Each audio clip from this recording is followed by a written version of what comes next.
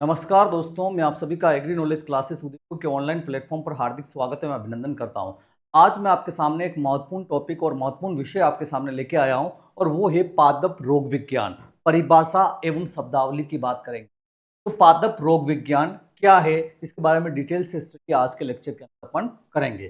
तो पादप रोग विज्ञान, तो इस शब्द के अंदर देखिए कि पहला आ रहा है पादप यानी पौधे के अंदर, रोग विज्ञान अर्थात रोगों का अध्ययन, अर्थात पादप रोगों का अध्ययन, पादप रोगों का अध्ययन। It means the study of plant diseases, study of plant diseases is known as plant pathology. इसे ही प्लांट पैथोलॉजी कहते हैं। तो अब प्लांट पैथोलॉजी है, पादप रोग विज्ञान है, तो इसको अपन एज अ फाइटोपैथोलॉजी भी बोल सकते हैं, फाइटोपैथोलॉजी भी बोल सकते हैं, क्योंकि फाइटो का भी मीनिंग क्या होता है? प्लांट होता है। क्या होता है? प्लांट होता है, पादप होता है। और पैथोलॉजी इट मीन्स द जो रोग विज्ञान, अपन इससे बोल सकते हैं। क्या बोल सकते हैं? रोग विज्ञान इसे अपन बोल सकते हैं। अब यहां देखिए कि जो पैथोलॉजी जो शब्द आया है, इसके अंत में क्या शब्द आ रहा है? लॉजी शब्द आ रहा है। क्या शब्द आ रहा है? लॉजी शब्द आ रहा है। और इवन फाइटोपैथोलॉजी में भी लॉजी शब्द आ रहा है। तो लॉजी शब्द जिसके अंत में होता है वह कौन सी भाषा का शब्द होता है? वह ग्रीक भाषा का शब्द होता है। कौन सी भाषा का शब्द होता है? ग्रीक भाषा का शब्द होता है। तो पैथोलॉजी जो है वह भी एक ग्रीक भाषा का शब्द है, जो अपने को पता होना चाहिए, जिसमें पौधों में होने वाले रोगों का अध्ययन इसके अंदर किया जाता है। इसके बाद प्लांट पैथोलॉजी, प्लांट पैथोलॉजी जो है, प्लांट पैथोलॉजी जो है कृषि विज्ञान के अंदर अपन देखते हैं पादप रोग विज्ञान को, पादप रोग विज्ञान को कृषि विज्ञान के अंदर अगर अपन देखते हैं तो कृषि विज्ञान के अंदर, एग्रीकल्चर साइंस के अंदर इसका बहुत ज्यादा रोल है, एग्रीकल्चर के अंदर इसकी बहुत ज्यादा भूमिका है। इसमें अगर अपन देखें तो एग्रीकल्चर के अंदर एक समूह आता है जिसे अपन बोलते हैं प्लांट प्रोटेक्शन। क्या बोलते हैं? प्लांट प्रोटेक्शन, अर्थात पादप सुरक्षा। पादप सुरक्षा, प्लांट प्रोटेक्शन के अंदर, पादप सुरक्षा के अंदर तीन विषय मुख्य तौर पर आते हैं। तो जिसके अंदर सबसे पहला जो विषय आता है वह आता है एंटोमोलॉजी। कौन सा आता है? एंटोमोलॉजी, अर्थात कीट विज्ञान आता है, अर्थात जिसके अंदर कीटों का अध्ययन किया जाता है। और कीटों में भी मुख्य तौर पर जो फसलों को नुकसान पहुंचाने वाले और फसलों के लिए लाभकारी कीटों का अध्ययन इसमें होता है। उसके बाद दूसरा जो आता है पादप सुरक्षा विज्ञान के अंदर, वो आता है आपका प्लांट पैथोलॉजी, जिसमें पौधों में होने लगने वाले रोगों का अध्ययन इसके अंदर किया जाता है, डिजीजेस के स्टडीज के अंदर की जाती है। इसके बाद तीसरी जो इसमें आती है पादप सुरक्षा के अंदर, वह आता है निमेटोलॉजी। कौन सा आता है? निमेटोलॉजी, अर्थात सूत्रकृमि विज्ञान। सूत्रकृमि विज्ञान, इसके अंदर मुख्य तौर पर सूत्रकृमियों का अध्ययन किया जाता है। किसका अध्ययन किया जाता है? सूत्रकृमियों का अध्ययन किया जाता है। निमेटोड्स की स्टडी इसके अंदर की जाती है, जो बेसिकली अपने को पता होना चाहिए। तो यानी कि प्लांट पैथोलॉजी जो है कृषि विज्ञान में प्लांट प्रोटेक्शन के अंदर, पादप सुरक्षा के अंदर जो तीन विषय आते हैं उसके अंतर्गत यह आती है। यह आपको यहाँ पे मालूम होना चाहिए। और इन तीनों के अंदर जो है ये किसी न किसी प्रकार से प्रत्यक्ष या अप्रत्यक्ष तौर पर इनमें जिन चीजों का अध्ययन किया जाता है वो फसलों को नुकसान पहुंचाने का काम, मैक्सिमम जो है नुकसान पहुंचाने का कार्य करते हैं। इसलिए पादप सुरक्षा या प्लांट प्रोटेक्शन के अंदर इनको रखा गया है। इसके बाद प्लांट पैथोलॉजी की जो अपन बात कर रहे हैं, प्लांट पैथोलॉजी की जो बात कर रहे हैं, इसके अंदर इसकी जो मुख्य सब शाखाएं हैं, उप ब्रांचेस हैं, वह मुख्य तौर पर तीन हैं। तीन इसकी मुख्य उप शाखाएं हैं पादप रोग विज्ञान की, जिसमें सबसे पहला आता है आपका दैट इज द माइकोलॉजी। कौन सा आता है? माइकोलॉजी। और दूसरा आता है बैक्टीरियोलॉजी। और तीसरा आता है वायरोलॉजी, वायरियोलॉजी, देन बैक्टीरियोलॉजी। अर्थात पादप रोग विज्ञान के अंदर इसकी तीन मुख्य उपशाखाएं मानी गई है। माइकोलॉजी, अर्थात जहां पर कवक का अध्ययन किया जाता है, फंगस का जो अध्ययन किया जाता है वह माइकोलॉजी कहलाएगा। बैक्टीरियोलॉजी, अर्थात जहां पर बैक्टीरिया का अध्ययन किया जाएगा, अर्थात जीवाणु का जो अध्ययन किया जाएगा वह बैक्टीरियोलॉजी के अंदर आएगा। वायरोलॉजी अर्थात वायरस का जो अध्ययन किया जाता है, विषाणु का जो अध्ययन किया जाता है, उसे अपन वायरोलॉजी के अंदर लेंगे। तो पादप रोग विज्ञान की तीन मुख्य उपशाखाएं हैं, माइकोलॉजी, बैक्टीरियोलॉजी और वायरोलॉजी। इसके बारे में आपको पता होना चाहिए। अब इसके बारे में अपन थोड़ा बहुत पढ़ते हैं, इसके इतिहास के बारे में अपन बात करते हैं। तो सबसे पहले इसके केस में आता है कि इसे फाइटोपैथोलॉजी भी कहा गया है, जो मीनिंग मैंने आपको यहां पे बता दिया है। इसके बाद पैथोलॉजी जो है ग्रीक भाषा का शब्द है, जो फाइटोन, फाइटोन का अर्थ है प्लांट, और पैथोस यानी कि ओलिमेंटस और डिजीज, और लोगोस मींस द स्टडी, अर्थात प्लांट की डिजीज की स्टडी ही क्या है, प्लांट पैथोलॉजी है। इसके बाद 1822 की बात करें तो 1822 के अंदर एक साइंटिस्ट हुए टीजे बुरिल। इन्होंने पहला जीवाणु जनित रोग, पहला जीवाणु जनित, देखो काफी इंपॉर्टेंट है, जीवाणु से होने वाला पहला रोग जो टीजे बुरिल ने खोजा था, और उसका नाम था सेव का फायर ब्लाइट। सेव के अंदर फायर ब्लाइट रोग इन्होंने खोजा था, जो इरविनिया एमाइलोवोरा की वजह से होता है। तो ये आपको ध्यान होना चाहिए। इसके बाद बात करें 1845 के अंदर आयरलैंड के अंदर अकाल पड़ा था, क्योंकि आलू के अंदर एक ऐसा रोग आया जिसे आलू का पछेती अंगमारी, लेड ब्लाइट ऑफ पोटैटो कहते हैं, और जो फाइटोप्थोरा इन्फेस्टेंस की वजह से होता है। और इस अकाल की वजह से आयरलैंड के अंदर 12.5 लाख लोगों की मृत्यु हो गई, और 15 लाख लोग जो थे आयरलैंड छोड़कर चले गए थे इस रोग की वजह से, जो है इस वजह से कहते हैं कि आयरलैंड के अंदर अकाल पड़ा था इस रोग की वजह से, जो काफी इंपॉर्टेंट है इतिहास के अंदर, जो भी आपको मालूम होना चाहिए। इसके बाद अपन इसमें आगे बढ़ते हैं। तो नेक्स्ट वन आता है कि 1885 के अंदर क्या हुआ, फ्रांस के अंदर अंगूर के बगीचे में एक बहुत ज्यादा भयंकर बीमारी आई, जिसे मर्दूरोमिलासिता या डाउनी मिल्ड्यू के नाम से जानते हैं, और उससे पूरा अंगूर का उचाड़ ही नष्ट होने लगा था। प्लाज्मोपोरा विटिकोला की वजह से होता है। तो उस केस में वहां पे एक साइंटिस्ट हुए मिलार्डेट नाम के वैज्ञानिक, और मिलार्डेट नाम के वैज्ञानिक ने बोर्डेक्स मिश्रण का निर्माण किया था उसके रोकथाम के लिए, उस डाउनी मिल्ड्यू रोग की रोकथाम के लिए मिलार्डेट ने बोर्डेक्स मिश्रण बनाया था, जिसके अंदर उन्होंने कॉपर सल्फेट अर्थात नीला थोथा, देन द लाइम चूना और पानी को जो है 5 IBS और 50 गैलन यानी 5:50 की रेशियो में जो है बोर्डेक्स मिश्रण का निर्माण इन्होंने किया था। तो कॉपर सल्फेट जिसे अपन और क्या बोलते हैं, नीला थोथा बोलते हैं, देन लाइम अर्थात चूना की बात हो रही है, वाटर यानी कि पानी की बात हो रही है, इन तीनों को मिलाकर जो है 5:50 के अनुपात में यह मिश्रण इन्होंने बनाया था। इसके बाद 1929 की बात करें तो एक साइंटिस्ट आते हैं फ्लेमिंग, और फ्लेमिंग ने प्रतिजैविकी पेनिसिलिन नामक एक कवक जो है पेनिसिलियम नोटाटम से खोजी थी। एक एंटीबायोटिक खोज की गई थी पेनिसिलिन की, जो एक कवक से की गई थी फ्लेमिंग के द्वारा, जो भी आपको पता होना चाहिए। उसके बाद 1943 की बात करते हैं तो ये इंडिया के हिसाब से काफी महत्वपूर्ण वर्ष माना जाता है, क्योंकि बंगाल का अकाल आया था। और बंगाल का अकाल किस वजह से आया था, चावल का बुरी पत्ती धब्बा रोग, जो हेलमिंथोस्पोडियम ओराइजी नामक कवक की वजह से होता है। उसके बाद अपन इसमें आगे बढ़ते हैं। तो नेक्स्ट बनाता है 1944, जहां पे वॉक्समैन जो है इन्होंने प्रथम प्रतिजैविकी जो क्षय रोग के प्रति प्रभावी है, जो पहला ऐसा एंटीबायोटिक खोजा जो ट्यूबरक्लोरोसिस के प्रति बहुत ज्यादा इफेक्टिव पाया गया है, और जिसका नाम है स्ट्रेप्टोमाइसिन। स्ट्रेप्टोमाइसिन की खोज जो है इनके द्वारा की गई, और यह स्ट्रेप्टोमाइसिस ग्राइसेरियस जीवाणु से इन्होंने ये प्राप्त किया था। इसके बाद नेक्स्ट वन बात करते हैं प्रतिजैविकी के जो पितामह कहे जाते हैं, वह भी वॉक्समैन को ही कहा जाता है, वॉक्समैन को ही कहा जाता है, क्योंकि इन्होंने जो है ट्यूबरक्लोरोसिस के लिए स्ट्रेप्टोमाइसिन की खोज की थी।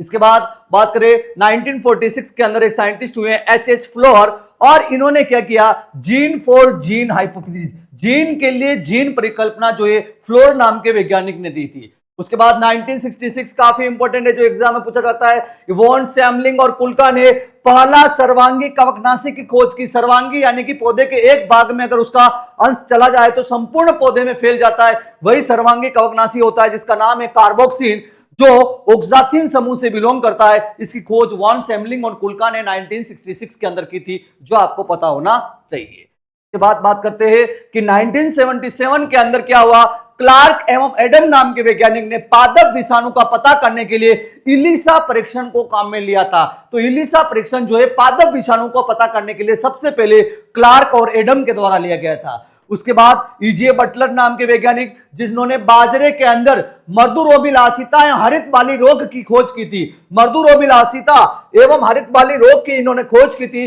जो स्क्लेरोस्पोरा ग्रेमिनिकोला की वजह से होता है, और इनको भारत में पादप रोग विज्ञान के पितामह के रूप में भी जाना जाता है, जो अपने को पता होना चाहिए। इसके बाद बात है next one, Robert Koch. Coach ने कोच पस्टुलेट या बैक्टीरियोलॉजिकल टेक्निक्स के पितामह इन्हें कहा जाता है। बैक्टीरियोलॉजिकल टेक्निक्स जो है इनके द्वारा विकसित की गई, जिसे कोच पस्टुल्स के नाम से भी जाना जाता है। उसके बाद नेक्स्ट वन अपन आगे बढ़ते हैं, तो नेक्स्ट वन आता है माइकेली। और माइकेली को कवक विज्ञान का पितामह अर्थात माइकोलॉजी के पितामह जो है वह माइकेली को कहा जाता है। तो माइकेली को माइकोलॉजी का पितामह कहते हैं। देन डॉक्टर केसी मेहता। डॉक्टर केसी मेहता ने भारत के अंदर गेहूं की रोलियों के ऊपर बहुत ज्यादा कार्य किया था। इस वजह से केसी मेहता को भारत में अनाज की रोली या गेहूं की रोली के पितामह के रूप में जाना जाता है। इसके बाद नेक्स्ट वन आता है टीओ डेनियर। टीओ डेनियर ने वायरॉइड की खोज की थी। जो विषाणु जैसा ही एक कण होता है, तो वायरॉइड की खोज जो है टीओ डेनियर ने की थी। उसके बाद आता है हेरेले।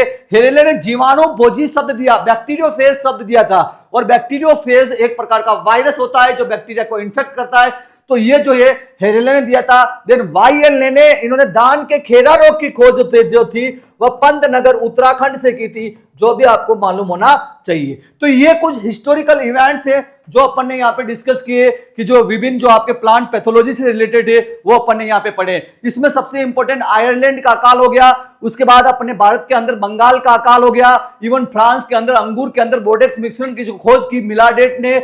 इसके बाद जो है एंटीबायोटिक के रूप में पेनिसिलिन की खोज फ्लेमिंग के द्वारा, वॉक्समैन के द्वारा स्ट्रेप्टोमाइसिन की खोज। ये कुछ जो हिस्टोरिकल इवेंट्स है इनको आपको मालूम होना चाहिए, जो आपसे एग्जाम में पूछे जा सकते हैं। इवन वॉन, सेमलिंग एंड कुल्का का प्रश्न भी काफी इंपॉर्टेंट है।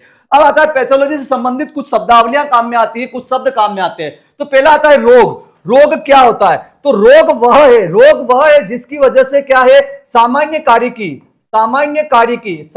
कार्य की जो होती है वह प्रभावित होती है। नॉर्मल फिजियोलॉजिकल एक्टिविटीज जो होती है वह अफेक्ट होती है। और एक प्रकार से कहे कि जिसके अंदर रोग होता है उसकी वजह से पीड़ा उत्पन्न होती है। क्या उत्पन्न होती है? पीड़ा उत्पन्न होती है या दर्द होता है। या जैसे अपन मनुष्य है तो मनुष्य के अंदर रोग होगा, पीड़ा या दर्द अपन कह सकते हैं, लेकिन पौधों के अंदर भी एक पीड़ा होती है, एक दर्द होता है। उस रोग की वजह से वह अपना सामान्य कार्य नहीं कर पाता है, वह भोजन नहीं ले पाता है सही तरीके से, वह अपना विकास नहीं कर पाता है। और पौधों के केस में कहे तो रोग की वजह से फसल के उत्पादन के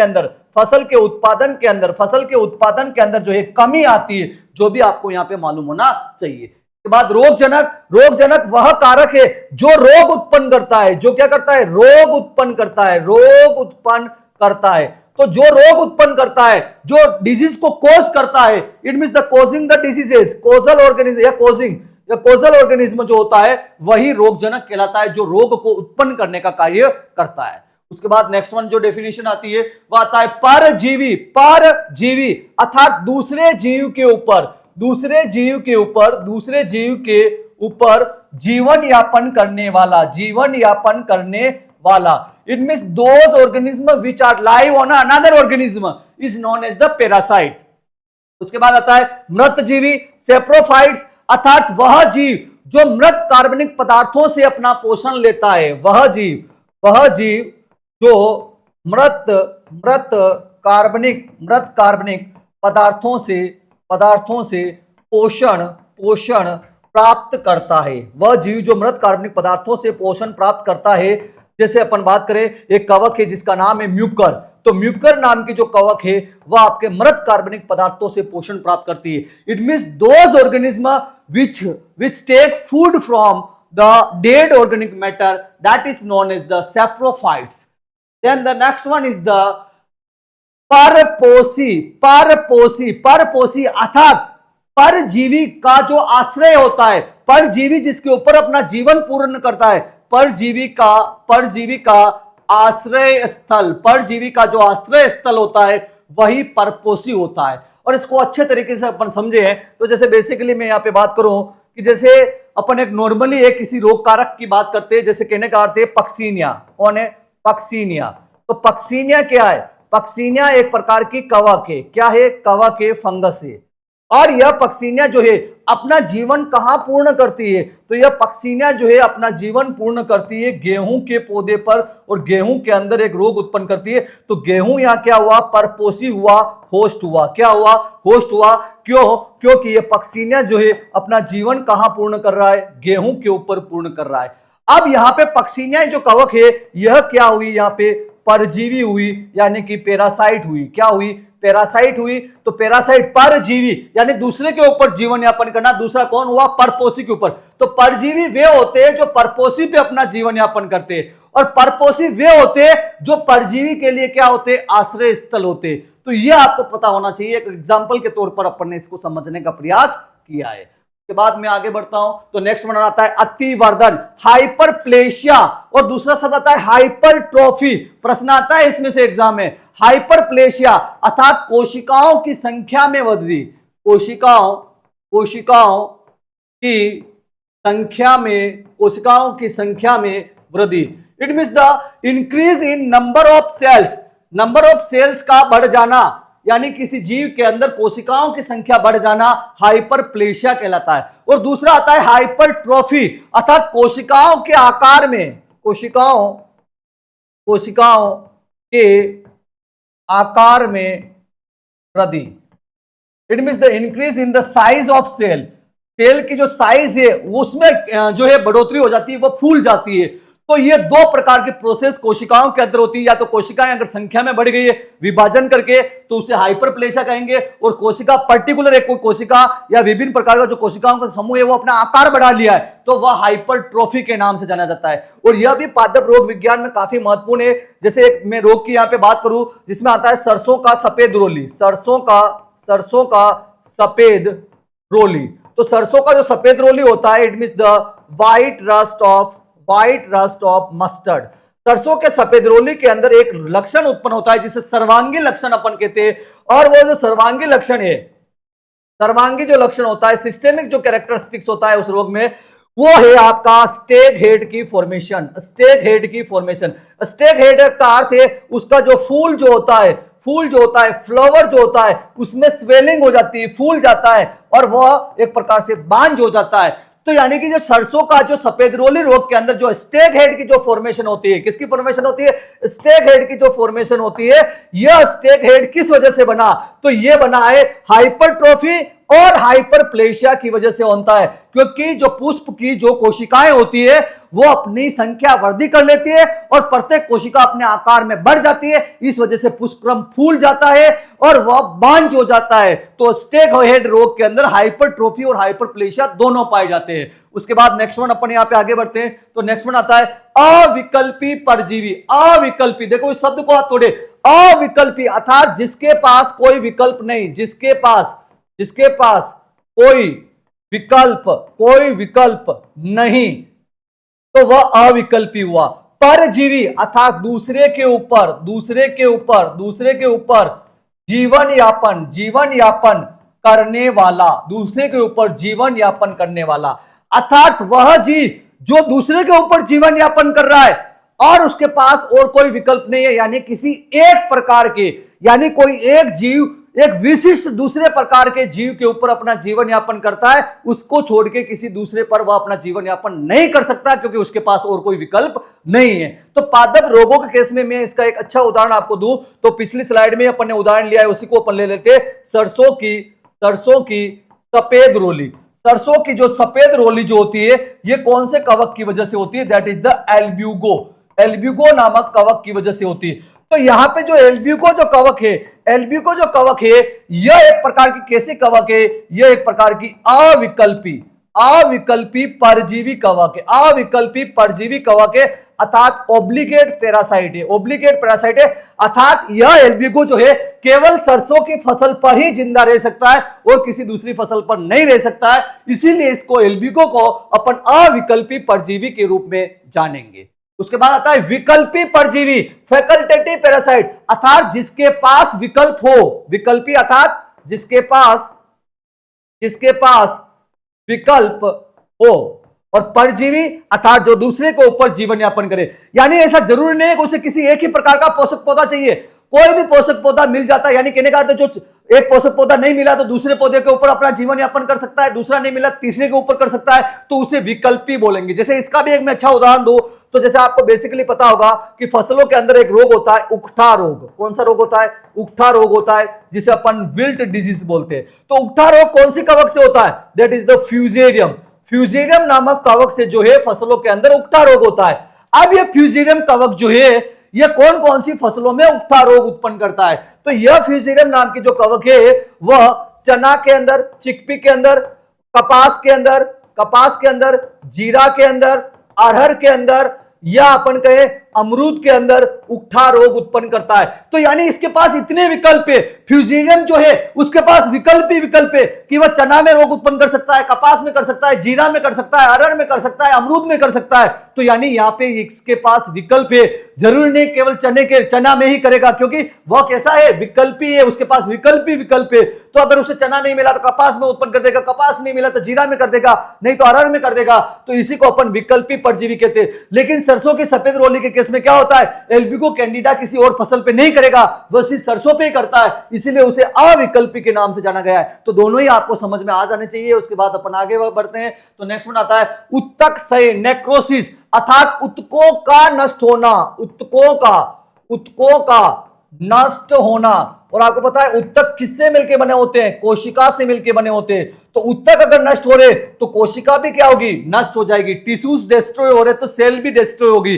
अर्थात किसी पादप की जो कोशिकाएं हैं वह संपूर्ण रूप से नष्ट हो जाए तो उसे अपन क्या कहेंगे, उत्तक क्षय के नाम से जानेंगे, क्योंकि कोशिकाओं से ही उत्तक मिलकर बने होते हैं। उसके बाद हरिमाहीनता, हरिमाहीनता का अर्थ है पर्णहरित या हरा रंग, पौधे की पत्तियों का हरा रंग का नष्ट होना या अपन कहें कि कम होना, जिसकी वजह से पत्तियां कैसी हो जाती है, पत्तियों के अंदर आपको पीलापन दिखाई देता है, येलोइंग दिखाई देती है, उसे अपन हरिमाहीनता या क्लोरोसिस कहते हैं। और बेसिकली ये क्लोरोसिस क्यों होता है, या तो किसी पोषक तत्वों की कमी की वजह से होता है या विषाणु जनित रोगों की वजह से भी होता है, जो आपको बेसिकली ध्यान होना चाहिए। के बाद अपन इसमें आगे बढ़ते हैं। नेक्स्ट वन आता है संचरण। संचरण का तात्पर्य है कि रोगग्रस्त पौधे से रोगग्रस्त पौधा जो होता है उससे स्वस्थ पौधे के अंदर रोग का जाना, स्वस्थ पौधे के अंदर यानी disease plant to healthy plant के अंदर जो ट्रांसमिशन या रोग जो जाता है, स्प्रेड होता है, उसी को अपन संचरण या ट्रांसमिशन कहेंगे। जैसे मैं यहाँ पे एक छोटा सा उदाहरण लूं, बेसिकली जैसे भिंडी का पित्त सीरा मोजेक, भिंडी का पित्त सीरा मोजेक रोग। तो भिंडी का पित्त सीरा मोजेक रोग जो होता है, इस केस में रोगग्रस्त पौधे से स्वस्थ पौधे में रोग को फैलाने का काम कौन करता है, तो वह सफेद मक्खी करती है, दैट इज द बेमेशिया टेबेसाई, जो आपको पता होना चाहिए। ठीक इसी प्रकार से टमाटर का जो लीफ कर्ल रोग है उसको भी रोगग्रस्त पौधे से स्वस्थ पौधे में फैलाने का काम कौन करता है, या वाहक का काम कौन करता है, इसे अपन और क्या बोल सकते हैं, जो संचरण का काम करता है उसे अपन वाहक भी बोल सकते हैं, जो रोग को फैलाने का काम करेगा वेक्टर भी बोल सकते हैं।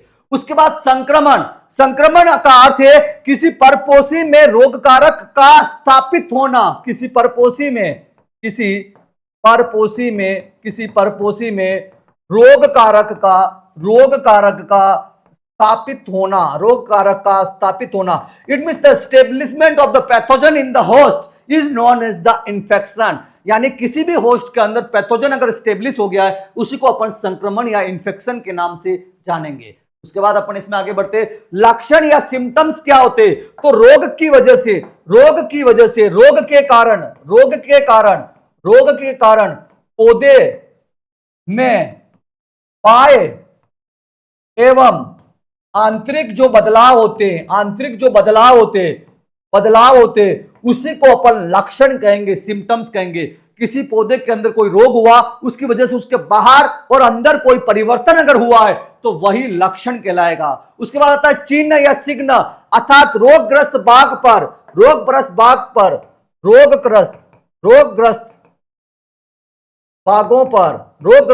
पर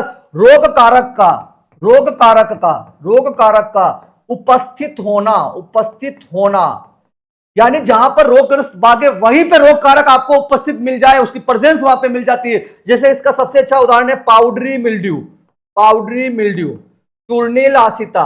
तो पाउडरी मिल्ड्यू का जो रोग कारक होता है, इसमें पाउडर के रूप में पौधे की पत्तियों पर या फलों पर रहता है, तो वह जो है एक प्रकार रोगग्रस्त बागों पर ही इसकी ऊपर प्रेजेंस वहां पे मिलती है, तो उसे अपन सिग्न या चिन्ह के नाम से जानेंगे। उसके बाद अपन इसमें आगे बढ़ते हैं। तो नेक्स्ट वन आता है निवेश द्रव्य या इनोकुलम, अर्थात जहां से रोग कारक की उत्पत्ति होती है, यानी कि रोग कारक को धारण करने वाला यानी कि रोग कारक कहां पे है। और आपको पता हो तो कई बार अपन कहते हैं कि रोग कारक जो है वह बीजों के अंदर है, तो उसे अपन बोल देंगे कि वह बीज जनित रोग हुआ। और कई बार अपन कहते हैं कि रोग कारक मर्दा के अंदर है तो वह मर्दा जनित हुआ। और इस प्रकार से अपन बोले कि यानी कि इनोकुलम अर्थात जहां पर रोग कारक की प्रेजेंस होती है और जहां पे रोग कारक पड़ा रहता है लंबे समय तक, वही एक प्रकार से उस रोग को फैलाने के लिए जिम्मेदार या रोग को उत्पन्न करने के लिए जिम्मेदार होता है, जो उस वातावरण के अंदर होता है। उसके बाद वाहक, वाहक क्या होता है, जो रोगग्रस्त पौधे से स्वस्थ पौधे में रोग को फैलाता है। रोगग्रस्त पौधे से रोगग्रस्त पौधे से स्वस्थ पौधे में रोग को फैलाने का काम करता है, वह वेक्टर होता है। और ज्यादातर केसेस में कौन से रोगों को फैलाने का काम यह करता है, तो एक तो विषाणु जनित रोगों को, और दूसरा आता है जो माइकोप्लाज्मा और फाइटोप्लाज्मा से जो रोग होते हैं उनको भी फैलाने का काम कौन करता है, वेक्टर करता है, वाहक करता है। जैसे अपन ने बात की भिंडी का पित्त सीरा मोजेक रोग कौन फैलाएगा, सफेद मक्खी फैलाएगी। इसी प्रकार से अपन ने बात की टमाटर का पर्ण कुंचन या लीफ कर्ल रोग भी कौन फैलाएगा, सफेद मक्खी फैलाएगी। तो इस केस में सफेद मक्खी जो है यहाँ पे क्या हुई, वाहक हुई। इसी प्रकार से तिल का फाइलोडी हो गया, बैंगन का छोटी पत्ती रोग हो गया जो माइकोप्लाज्मा या फाइटोप्लाज्मा से होता है, इसको भी फैलाने का काम लीफ होपर के द्वारा होता है। तो यहाँ पे लीफ होपर क्या हुआ, वेक्टर हो गया। उसके बाद अपन यहाँ पे आगे बढ़ते हैं तो नेक्स्ट वन आता है पाडुरता अर्थात सूर्य के अंधकार का प्रभाव, अंधकार की वजह से, अंधकार या प्रकाश की कमी की वजह से पौधे की पत्तियों का जो पीलापन जो होता है, येलोइंग होती है due to the absence of light, that is known as the etiolation के नाम से जाना जाता है। एकांतर परपोषी अर्थात मुख्य परपोषी के अलावा अगर कोई रोग कारक किसी दूसरे पौधे पर जीवित रहता है तो उस दूसरे पौधे को एकांतर परपोषी कहेंगे। तो यानी यहाँ पे इसके एकांतर परपोषी की परिभाषा क्या होगी कि मुख्य परपोषी के अलावा रोग कारक किसी दूसरे पौधे पर जीवित रहता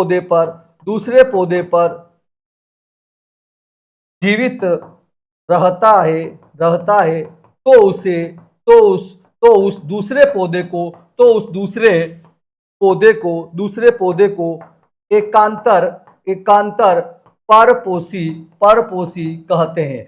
अर्थात पहला जो पौधा है मुख्य पौधा है और वो जो है तब तो रोग कारक उसके ऊपर है, लेकिन पहला पौधा जब नहीं है तब जाके वह किसी दूसरे पौधे पर अपना जीवन यापन करता है। तो जो दूसरा पौधा उसको जीवन यापन का जो आश्रय स्थल देता है उसे अपन एकांतर परपोषी बोलेंगे। जैसे मैं यहाँ पे एक सबसे अच्छा उदाहरण लेता हूं, आपको पता हो तो गेहूं में रोली रोग लगता है। कौन सा रोली रोग लगता है, रोली रोग लगता है जिसे तना या काली रोली बोलते हैं। तो बेसिकली अगर देखा जाए तो इस रोली रोग का रोग कारक कौन है, तो इस रोली रोग का जो रोग कारक जो है वह कौन है, पक्सीनिया है जो इसमें रोग उत्पन्न करता है। अब यह इस पक्सीनिया के लिए मुख्य पोषक पौधा कौन सा हुआ, तो वह हुआ गेहूं।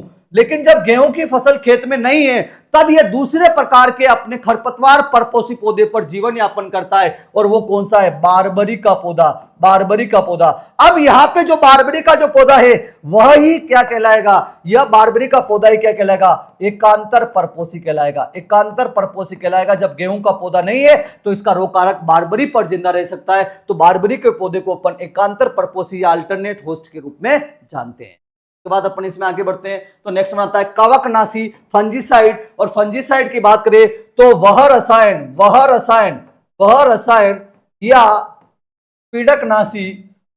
या पीड़कनाशी जो कवक की वृद्धि को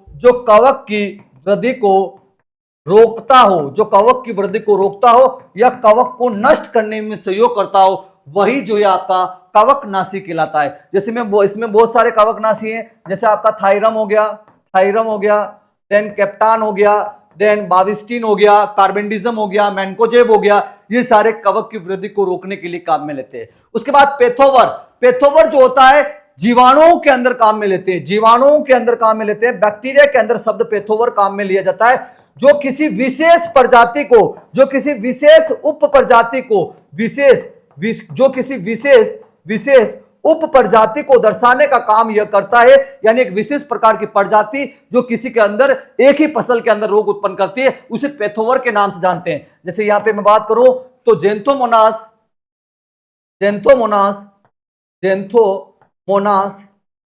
एक्जेनोपोडिस पीवी सिट्राई। तो जेंथोमोनास एक्जेनोपोडिस पीवी सिट्राई, यानी यहां पे ये पीवी क्या है, यही पैथोवर है, यही क्या है, पैथोवर है। तो ये एक विशिष्ट अर्थात सिट्राई अर्थात नींबू के अंदर लगने वाला, और नींबू में कौन सा रोग उत्पन्न करता है, कैंकर रोग। तो एक विशिष्ट प्रकार का पैथोवर है जो सिट्राई के नाम से जाना गया है, वह नींबू के अंदर कैंकर रोग उत्पन्न करता है, जेंथोमोनास एक्जेनोपोडिस का पैथोवर सिट्राई। तो ये एक विशिष्ट प्रकार के पैथोजन को जो है डिनोट करने का काम जो है इसके द्वारा किया जाता है।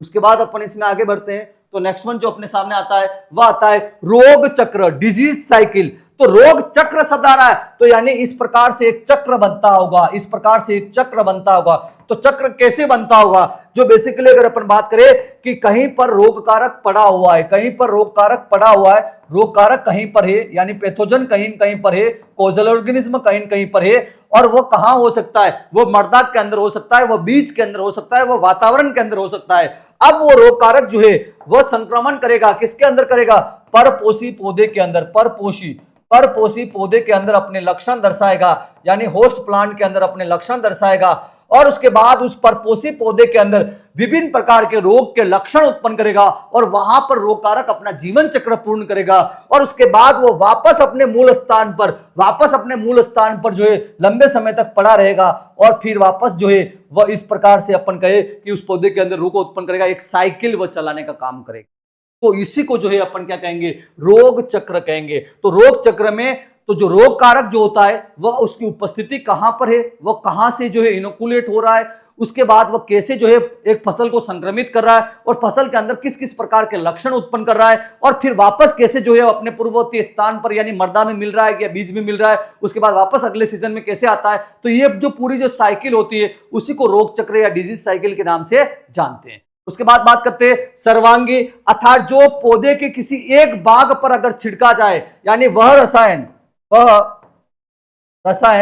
जो एक भाग पर अगर छिड़का जाए तो संपूर्ण पौधे में फैल जाए, उसे सर्वांगी पीड़कनाशी कहेंगे। जैसे उदाहरण के तौर पर कार्बेंडाजिम जो है इसी प्रकार का सर्वांगी है। इसके अलावा आपका कार्बोक्सिन जो है वह भी इसी प्रकार का है। और अगर अपन रोग कारकों में बात करें तो रोग कारकों के अंदर देखा जाए सर्वांगी का सबसे अच्छा उदाहरण कौन सा होगा, विषाणु क्या होते हैं, पौधे के एक भाग को संक्रमित करते तो संपूर्ण पौधे के अंदर फैल जाते हैं। तो यानी कि जो एक भाग पर जिसका असर पड़े तो वह संपूर्ण पौधे के अंदर फैल जाए। जैसे कोई पीड़कनाशी है, एक भाग पर छिड़का तो संपूर्ण पौधे में फैल जाता है, तो वह सर्वांगी या सिस्टेमिक कहलाएगा। और अगर कोई रोग कारक है जो एक भाग को संक्रमित करता है और उसका जो पैथोजन या रोग जो है संपूर्ण पौधे में फैल जाता है, तो वह भी सर्वांगी होगा। जैसे विषाणु जैसे जनित जो रोग होते हैं वह सर्वांगी प्रकार के होते हैं, सिस्टेमिक प्रकार के होते हैं, जो अपने को पता होना चाहिए। प्रतिजैविकी या एंटीबायोटिक वह रसायन जो एक जीव को से प्राप्त होता है और दूसरे जीव को मारने के लिए काम में लेते हैं। वह रसायन जो एक जीव से प्राप्त किया जाता है जो दूसरे जीव को नष्ट करता है। जैसे आपने पढ़ा है पेनिसिलिन का उदाहरण पढ़ा है, दूसरा स्ट्रेप्टोमाइसिन का उदाहरण पढ़ा है। ये प्रतिजैविकी के अंदर आते हैं और ज्यादातर प्रतिजैविकी किसके लिए काम में लेते हैं, जीवाणु जनित रोगों के नियंत्रण के लिए। जीवाणु जनित रोगों के नियंत्रण के लिए मुख्य तौर पर जो काम में लिए जाते हैं वह एंटीबायोटिक्स ही लिए जाते हैं। उसके बाद फाइलोडी, तो फाइलोडी एक प्रकार का रोग है और यह फाइलोडी रोग किसके अंदर होता है, तिल के अंदर होता है। किसके अंदर होता है, तिल के अंदर होता है, सीसेम के अंदर होता है, जो बेसिकली आपको पता होना चाहिए। तो इस फाइलोडी रोग के अंदर क्या होता है, पौधा जो होता है, तिल का जो पौधा जो होता है वह गुच्छे नुमा या अपन कहें कि जाड़ी नुमा हो जाता है, बूशी टाइप अपीयरेंस उसकी दिखाई देती है। और इस प्रकार से बूशी टाइप अपीयरेंस को अपन विचेस ब्रूम बोलते हैं। क्या बोलते हैं? विचेस ब्रूम लक्षण बोलते हैं। और बेसिकली यह रोग जो होता है इसमें माइकोप्लाज्मा या फाइटोप्लाज्मा से होने वाला एक मुख्य रोग है। और इस रोग के अंदर जो वाहक होता है वह कौन होता है? लीफ होपर होता है, जो इस रोग को रोगग्रस्त पौधे से स्वस्थ पौधे में फैलाने का काम करता है। और जिसका नाम ओरोशियस अल्बिसिंगटस नाम की प्रजाति जो है इसको फैलाने का काम करती है। इस प्रकार से अपन कह सकते हैं कि फाइलोडी नाम का जो रोग होता है वह माइकोप्लाज्मा और फाइटोप्लाज्मा से होता है। यहाँ पे वाहक जो होता है लीफ होपर होता है। इसके अलावा माइकोप्लाज्मा और फाइटोप्लाज्मा से एक रोग और इंपॉर्टेंट है, वो है बैंगन का छोटी पत्ती रोग, जिसके बारे में भी आपको मालूम होना चाहिए। इसके बाद अपन बात करते हैं कि फसलों के प्रमुख रोग कारकों का सामान्य परिचय। तो रोग कारक कौन कौन से होते हैं तो वो आपको ध्यान होना चाहिए। इसमें सबसे ज्यादा अगर फसलों की बात करें तो फसलों में सर्वाधिक जो रोग उत्पन्न करता है वो रोग कारक कौन सा है? तो कवक है। वह कौन सा है? कवक है, जिसे अपन और क्या बोलते हैं? फफूंद भी बोलते हैं, और अंग्रेजी के अंदर जिसे फंजाई के नाम से जानते हैं। उसके बाद सेकंड नंबर पर जिससे रोग उत्पन्न होते हैं वो आता है आपका जीवाणु। कौन सा आता है? जीवाणु, बैक्टीरिया की वजह से होते हैं। उसके बाद थर्ड नंबर पर जो रोग उत्पन्न होते हैं सबसे ज्यादा वो आता है विषाणु अर्थात वायरस की वजह से होते हैं। उसके बाद फोर्थ नंबर पर जो रोग उत्पन्न करते हैं ज्यादा वो है माइकोप्लाज्मा या फाइटोप्लाज्मा से होते हैं। और उसके बाद वायरोइड है, प्रियोन है, वो कुछ एक दो रोग उत्पन्न करते हैं। लेकिन फसलों के अंदर सर्वाधिक जो रोग उत्पन्न किए जाते हैं वह कवक के द्वारा किए जाते हैं, यानी फंगस के द्वारा किए जाते हैं, जो आपको यहाँ पे मालूम होना चाहिए। अब सबसे पहले अपन कवक की यहाँ पे बात करेंगे।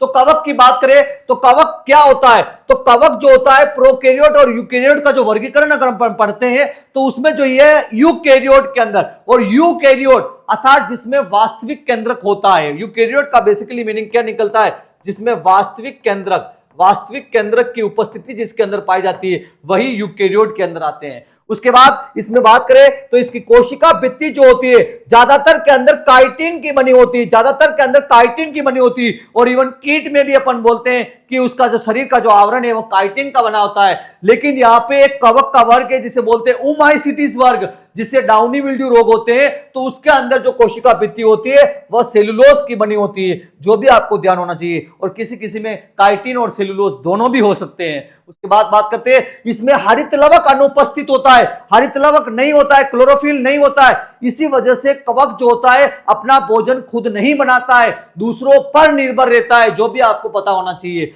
कवक जाल का यह निर्माण करता है, माइसीलियम का निर्माण करता है। और माइसीलियम जो होती है हाइपी से मिलकर बनी होती है, और हाइपी जो होती है नलिकार संरचना होती है, तंतुनुमा संरचना होती है, दागेनुमा संरचना होती है। तो बहुत सारी दागेनुमा संरचना, एक दागेनुमा संरचना को हाइफी कहते हैं, और वो दागेनुमा संरचनाएं आगे चल के कवक जाल का निर्माण करती है। उसके बाद ज्यादातर में अलैंगिक और कुछ में लैंगिक प्रकार का प्रजनन अपने को देखने को मिलेगा। यह विषम पोषी अर्थात हेटेरोट्रोपिक अर्थात दूसरों से अपना भोजन प्राप्त करता है और अवशोषी के रूप में अपना भोजन लेता है। एब्जॉर्प्टिव टाइप का फूड इसका होता है। तो यहाँ पे इसके सामान्य बिंदुओं की बात करें तो आवास की बात करते हैं। सबसे पहले के लिए बेसिकली इसके आवास की यहाँ पे बात करते हैं। तो कवक जो होता है इसके अंदर अपन देखें तो एक प्रकार से अपन कहेंगे कि इसमें हरित लवक का क्या होता है? हरित लवक का क्या होता है? अभाव होता है। हरित लवक का अभाव होता है। इस वजह से कवक जो होता है, ज्यादातर जो कवक होती है वह परजीवी के रूप में दूसरे जीव के ऊपर अपना जीवन यापन करती है, यानी पैरासाइट के रूप में अपना जीवन यापन करती है, जो आपको पता होना चाहिए। इसके बाद कुछ कवक जो होती है वह मर्तोप जीवी के रूप में अपना जीवन यापन करती है, सेप्रोफाइटिक होती है अर्थात मृत कार्बनिक पदार्थों पर अपना जीवन यापन करती है। उसके बाद कुछ कवक जो होती है वह सहजीवी के रूप में अपना जीवन यापन करती है अर्थात सिम्बायोसिस के रूप में अपना जीवन यापन करती है। तो कवक जो है अपना जीवन यापन जो है दूसरों पर निर्भर रहकर भी कर सकती है, मृत कार्बनिक पदार्थों पे भी कर सकती है और सहजीवी के रूप में भी कर सकती है, लेकिन मैक्सिमम परजीवी के रूप में करती है, जो विकल्पी और अविकल्पी के अंदर विभक्त किया गया है। उसके बाद थैलस की बात करें तो यानी कवक की जो संरचना है वह जड़ तना व पत्ती जैसी नहीं होती है। जड़ तना और पत्ती जैसी इसकी संरचना नहीं होती है। इसकी संरचना जो होती है वह दागेनुमा संरचना, यानी दागेनुमा जो संरचना होती है, यानी दागे जैसी ऐसी संरचना होती है, और उसे जिसे अपन बोलते हैं हाइफी बोलते हैं। और यह हाइफी आपस में मिलकर जो है थैलस का निर्माण करता है। किसका निर्माण करता है? थैलस का निर्माण करता है। तो यानी कि थैलस जो होता है एक दागेनुमा संरचना जिसे हाइफी बोला गया है, वही आपका क्या होता है, थैलस बनाता है, जो आपको यहाँ पे ध्यान होना चाहिए। और बहुत सारे थैलस आपस में मिल जाते हैं, जब बहुत सारे थैलस आपस में मिल जाते हैं, बहुत सारे थैलस अगर आपस में मिल जाते हैं तो ये आगे चल के किसका निर्माण करते हैं, कवक जाल का निर्माण करते हैं, अर्थात माइसीलियम का निर्माण करते हैं, जो आपको यहाँ पे पता होना चाहिए। बात अपन इसमें आगे बढ़ते हैं तो नेक्स्ट वन आता है आपका पोषण। और पोषण मैंने कहा कि इसमें हरित लवक नहीं होता है, तो यह पोषण दूसरों पर निर्भर रहते, दूसरों से अपना भोजन लेते, तो ये जो है पर पोषित होते। कैसे होते, पर पोषित, पर पोषित अर्थात हेटेरोट्रॉफिक ये होते, हेटेरोट्रॉफिक होते, दूसरों से अपना भोजन प्राप्त करते और अवशोषी के रूप में, अवशोषी के रूप में एब्जॉर्प्टिव टाइप का न्यूट्रिशन इनके अंदर पाया जाता है। उसके बाद बात करते हैं कोशिका भित्ति। तो ज्यादातर के अंदर कोशिका भित्ति किसकी होती है, काइटिन की बनी होती है। और केवल आपका ओमाइसिटीज जो डाउनी मिल्ड्यू रोग उत्पन्न करते हैं, उसके अंदर कोशिका भित्ति जो होती है वह सेलुलोज की बनी होती है, जो आपको यहाँ पे ध्यान होना चाहिए। के बाद अपन इसमें आगे बात करें तो नेक्स्ट वन जो पॉइंट आता है वह आता है जनन। और ज्यादातर के अंदर जो जनन होता है, ज्यादातर मैक्सिमम के अंदर जो जनन होता है वह अलैंगिक प्रकार का होता है, असेक्सुअल रिप्रोडक्शन होता है। लेकिन कुछ के अंदर जो है लैंगिक जनन भी इसके अंदर पाया जाता है, सेक्सुअल रिप्रोडक्शन भी इसके अंदर पाया जाता है। उसके बाद बात करें केंद्रक की स्थिति की बात करें तो केंद्रक की स्थिति को अगर अपन देखें तो इसके अंदर जो अपन कह रहे हैं कि जो तंतुनुमा जो संरचना होती है या दागेदार जो संरचना होती है, वह दागेनुमा जो संरचना होती है वह आपस में मिलकर हाइफी का निर्माण करती है। किसका निर्माण करती है, हाइफी का निर्माण करती है। और यह हाइफी आगे चल के थैलस का निर्माण करती है। किसका निर्माण करती है, थैलस का निर्माण करती है। अब ये थैलस जो होता है, कई सारे थैलस आपस में मिलके कवक जाल का निर्माण करते हैं, अर्थात माइसीलियम का निर्माण करते हैं। यानी बहुत सारे जो थैलस आपस में मिलके कवक जाल या माइसीलियम बनाते हैं। अब कवक जाल कैसा दिखाई देता है वो भी अपने को पता होना चाहिए। तो कवक जाल जो है कुछ इस प्रकार से हो सकता है, कुछ इस प्रकार से इसका कवक जाल हो सकता है।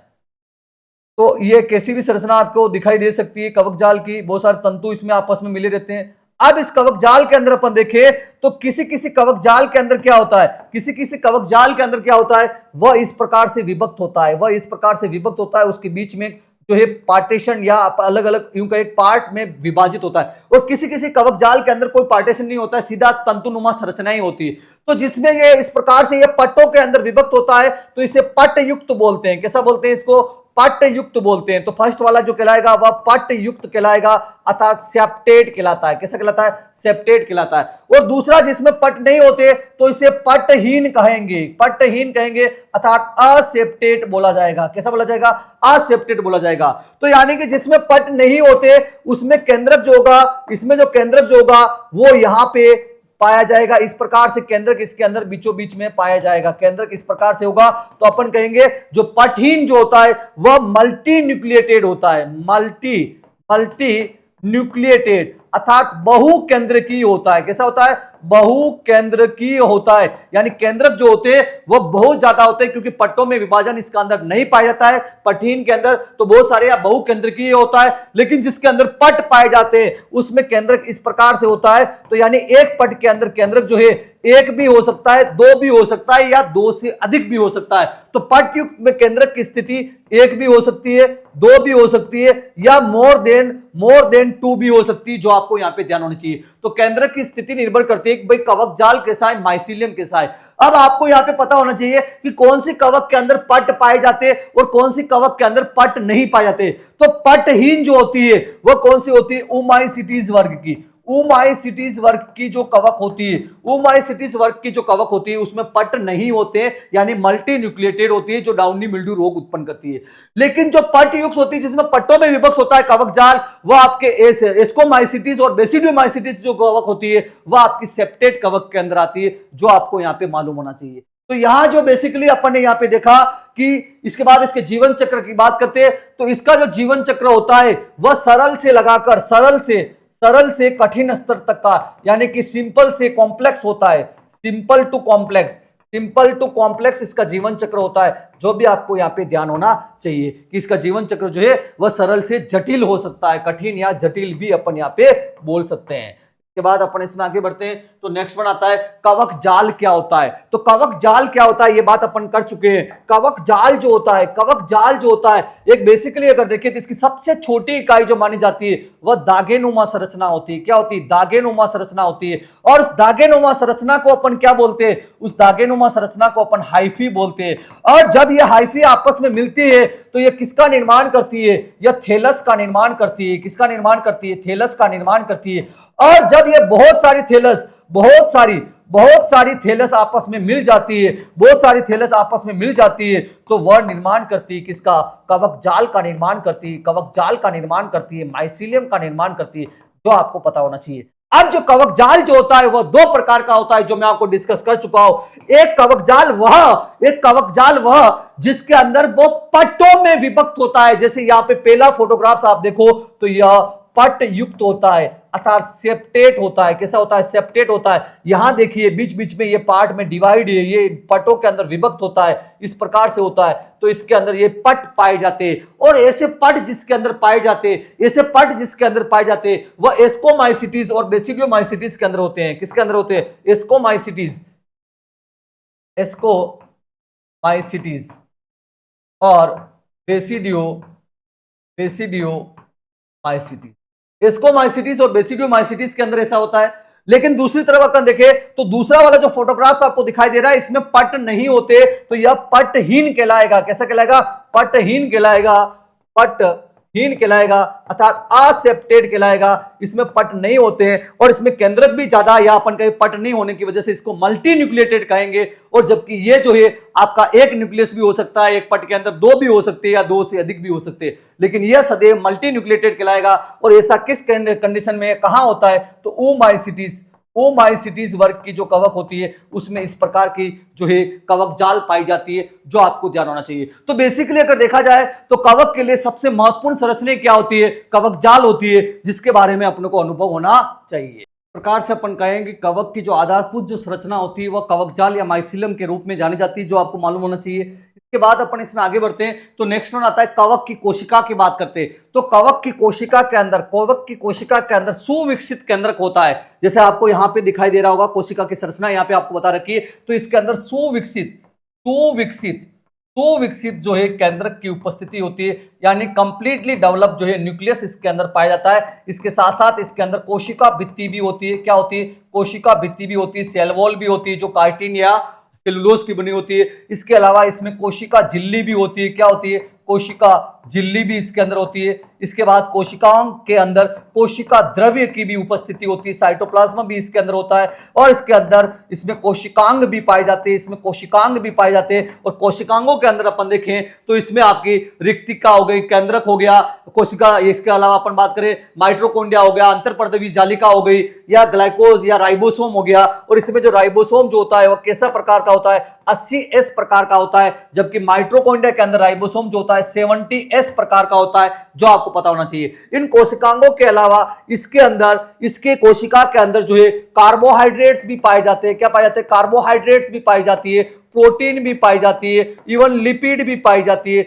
जो भी आपको मालूम होना चाहिए। तो कवक की कोशिका जो होती है पूर्ण रूप से सुविकसित होती है और उसमें इस प्रकार के कोशिकांग भी पाए जाते हैं, जो आपको मालूम होना चाहिए। इसके बाद अपन इसमें आगे बात करते हैं कवकों में पोषण की विधियां कि वह भोजन अपना कैसे लेता है। तो अपन कह रहे हैं कि कवक जो होता है वो कैसा होता है? परपोषित होता है, हेटेरोट्रोपिक होता है अर्थात दूसरों से अपना भोजन लेता है। उसके आधार पर कवक को 3 भागों में विभक्त किया गया है। सबसे पहला जो विभक्त किया गया है इसे वो किया गया है परजीवी के रूप में, परजीवी अर्थात पैरासाइट के रूप में अपन इसे जानते हैं।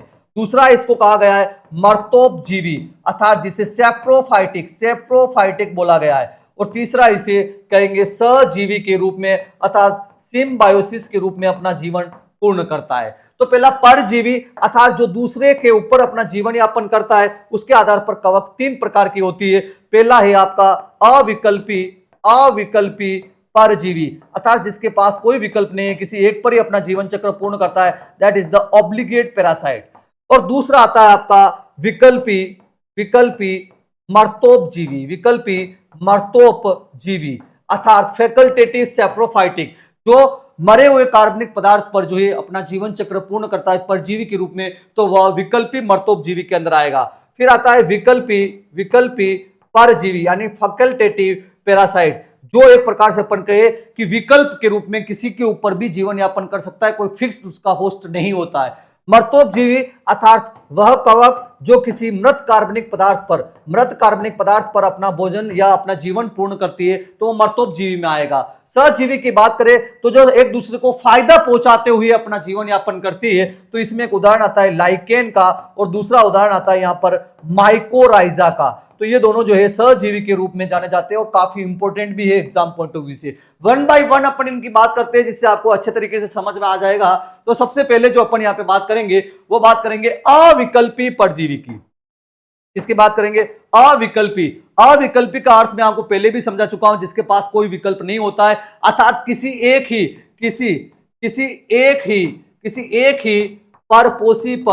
ही परपोषी पर जीवन यापन करने वाला परजीवी, यानी जो किसी एक ही परपोषी पे अपना जीवन यापन करता हो तो वह अविकल्पी, क्योंकि उसके पास एक ही परपोषी है। तो जैसे एल्बिगो की बात करें तो एल्बिगो नाम की जो कवक है वह केवल सरसों के ऊपर ही सफेद रोली रोग उत्पन्न करेगी, दूसरों में नहीं करेगी। ठीक इसी प्रकार से इरिसाइफी नाम की जो है वह एक ही प्रकार का रोग उत्पन्न करती है, चूर्णी लासिता नाम का रोग उत्पन्न करेगी। पक्सीनिया जो है वह रोली रोग ही उत्पन्न करेगा। स्क्लेरोस्पोरा जो है मर्दूरोमिलासिता या डाउनी मिल्ड्यू रोग ही उत्पन्न करेगा, जो आपको ध्यान होना चाहिए। अब इसके बाद बात करते तो नेक्स्ट वन जो आता है वह आता है विकल्पी परजीवी, अर्थात जो दो या दो से अधिक परपोषियों के ऊपर अपना जीवन पूर्ण कर सकता हो। दो या दो से अधिक परपोषियों पर जीवन यापन करने वाला परजीवी, यानी ऐसा परजीवी जो आप दो से अधिक प्रकार के परपोषियों पे अपना जीवन यापन कर सकता है। जैसे फ्यूजेरियम उकठा रोग उत्पन्न करता है, तो यह किस में कर सकता है? यह चना के अंदर कर सकता है, इसके बाद यह जीरा के अंदर कर सकता है, इसके बाद यह अरहर के अंदर कर सकता है, इसके बाद यह कपास के अंदर कर सकता है। तो अलग अलग प्रकार के परपोषियों पे अपना जीवन यापन फ्यूजेरियम कर सकता है उकठा रोग उत्पन्न करके। इसी प्रकार से राइजोक्टोनिया जड़ गलन भी आप देखते होंगे ज्यादातर सब्जियों के अंदर, विभिन्न प्रकार के सब्जियों के अंदर, यह अलग अलग सब्जियों के अंदर यह रोग उत्पन्न कर सकता है। उसके बाद पीथियम आर्द्र गलन रोग, यह आपके मिर्च के अंदर भी आपको देखने को मिल जाएगा, यह आपको पपीता के अंदर भी देखने को मिल जाएगा। तो इस प्रकार से यह भी जो होता है इसके पास भी विकल्प होता है परपोषियों का, तो जिसके पास विकल्प होता है वह किसी दूसरे परपोषी पे भी अपना जीवन यापन कर सकते हैं, तो वह विकल्पी परजीवी के अंदर जाएंगे। उसके बाद बात करते हैं कि विकल्पी मृतजीवी, अर्थात जो विकल्प के रूप में किसी मृत कार्बनिक पदार्थ पर अपना जीवन यापन करते हैं, तो उन्हें अपन विकल्पी मृतजीवी के नाम से जानेंगे। जैसे स्टीलेगो जो कंडवा रोग जो उत्पन्न करता है वह गेहूं में भी कर सकता है, वह जौ में भी कर सकता है, वह ज्वार में भी कर सकता है। इसी प्रकार से टेफ्रिना नाम की जो कवक होती है वह भी विकल्पी मृतजीवी के रूप में जानी गई है। उसके बाद नेक्स्ट वन जो आता है इस केस में वह आता है मर्तोपजीवी, अर्थात जो कवक जो है मृत कार्बनिक पदार्थों से अपना जीवन यापन करती है, सिर्फ उसे मृत कार्बनिक पदार्थ ही चाहिए। तो इस केस में आता है म्यूकर कौन सा आएगा? फ्यूजेरियम नहीं आएगा, म्यूकर आएगा। म्यूकर जो होता है मृत कार्बनिक पदार्थों से अपना जीवन यापन करता है। उसके अलावा एगेरिकस, और एगेरिकस आपको पता है एक मशरूम की प्रजाति जिसे व्हाइट बटन मशरूम के नाम से जाना जाता है, तो इसका नाम आपको ध्यान रखना है, जो मर्तोपजीवी के रूप में जानी जाती है। और मशरूम जो है एक प्रकार की लाभकारी है जिसे अपन आर्थिक दृष्टि से उगाने का काम भी करते हैं। उसके बाद अपन इसमें आगे बढ़ते हैं तो नेक्स्ट वन आता है सहजीवी का अर्थ क्या हुआ? सहजीवी का अर्थ हुआ कि यहां पर दो जीव है, जीव फर्स्ट और दूसरा आता है जीव सेकंड। तो ये क्या करते हैं? एक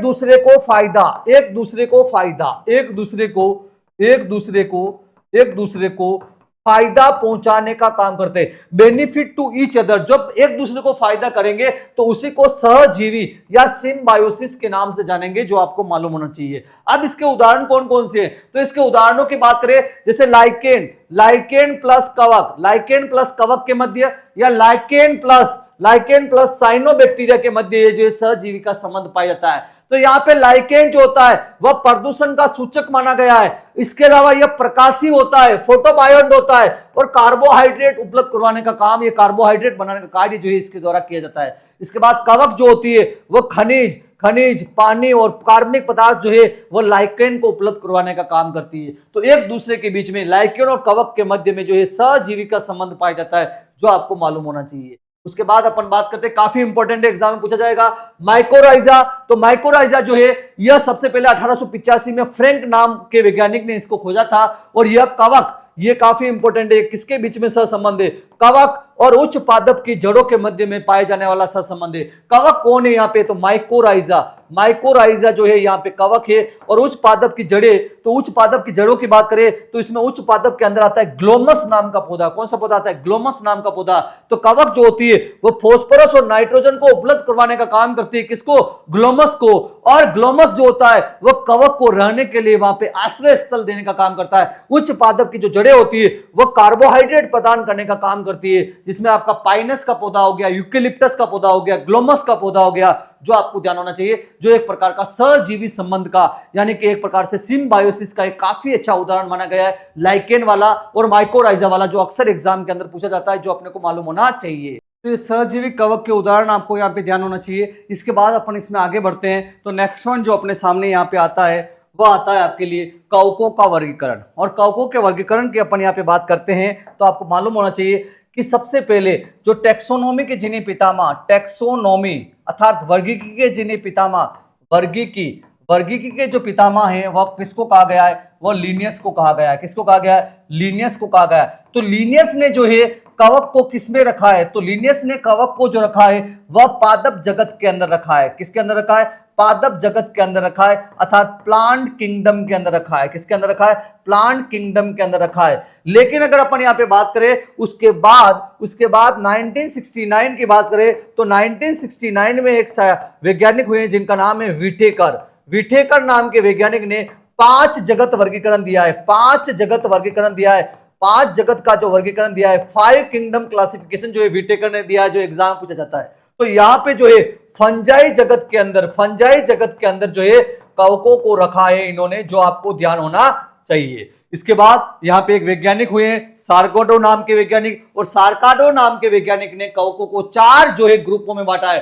तो सकार्डो नाम के वैज्ञानिक ने कवकों को उनके कवक जाल और पटो और लैंगिक जनन के आधार पर कवकों को इन 4 समूहों के अंदर विभक्त किया है। तो सबसे पहला समूह जो सरकाडो ने बताया है वो कौन सा बताया है? फाइकोमाइसिटीज। और फाइकोमाइसिटीज जो होता है पटहीन होता है, असेप्टेड होता है, यानी पट्टन में विभक्त नहीं होता है, शाखित होता है। और इसमें जो लैंगिक बीजाणु जो होते हैं वह निषिक्तान या जाइगो बीजाणु के रूप में जाने जाते हैं। इसमें कौन कौन सी कवक आती है? तो एल्ब्यूगो आती है। और एल्ब्यूगो क्या करती है? सरसों में सफेद रोली करती है, ओब्लिगेट होती है। स्क्लेरोस्पोरा, तो स्क्लेरोस्पोरा जो होता है बाजरे में डाउनी मिल्ड्यू रोग उत्पन्न करता है। इसके बाद आता है राइजोपस, इसके अंदर आता है। देन द नेक्स्ट वन जो ग्रुप आता है वह आता है एस्कोमाइसिटीज के अंदर जो होता है यह पटयुक्त होता है, शाखित होता है। और यह एस्कोमाइसिटीज से बना एस्कोस्पोर्स का निर्माण करेगा लैंगिक बीजाणु के रूप में। इसमें क्लेविसेप्स आता है, और क्लेविसेप्स जो है कौन सा रोग उत्पन्न करता है? अर्गट नाम का रोग उत्पन्न करता है। और इरिसाइपी आती है, और इरिसाइपी जो है पाउडरी मिल्ड्यू नाम का रोग उत्पन्न करती है, जो अपने को ध्यान होना चाहिए।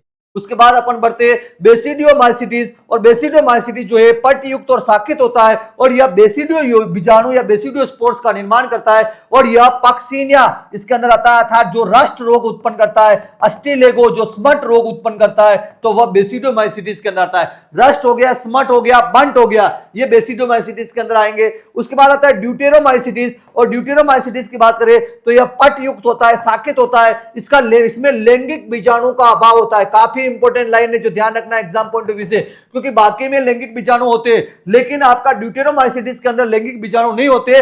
इसमें केवल अलैंगिक बीजाणु के रूप में कोनिडिया ही होते, क्योंकि बाकी इनमें भी अलैंगिक होते लेकिन लैंगिक भी होते, केवल ड्यूटेरोमाइसिटीज में लैंगिक नहीं होते। इसीलिए फंजाई इम्परफेक्ट के नाम से भी इसको जानते हैं। इसमें जो आता है अल्टरनेरिया आता है, और अल्टरनेरिया जो है ब्लाइट रोग उत्पन्न करता है। इसके अलावा सर्कोस्पोरा जो आता है वह मूंगफली में टिक्का रोग उत्पन्न करता है। उसके बाद फ्यूजेरियम आता है, और फ्यूजेरियम आपने पिछली स्लाइडों में देखा है जो विभिन्न फसलों के अंदर उकठा नाम का रोग उत्पन्न करता है, विल्ट नाम का रोग उत्पन्न करता है, जो अपने को पता होना चाहिए। इन चारों समूह के अंदर आने वाले उदाहरणों को आपको यहाँ पे ध्यान रखना है। एल्बिगो किसके अंदर आ रहा है, क्लेविसेप्स किस में आ रहा है, पक्सीनिया किस में आ रहा है, अल्टरनेरिया किस में आ रहा है। ये चारों वर्ग भी आपको ये ध्यान रखने हैं। ये टेबल आपके लिए काफी इंपॉर्टेंट है एग्जाम पॉइंट ऑफ व्यू।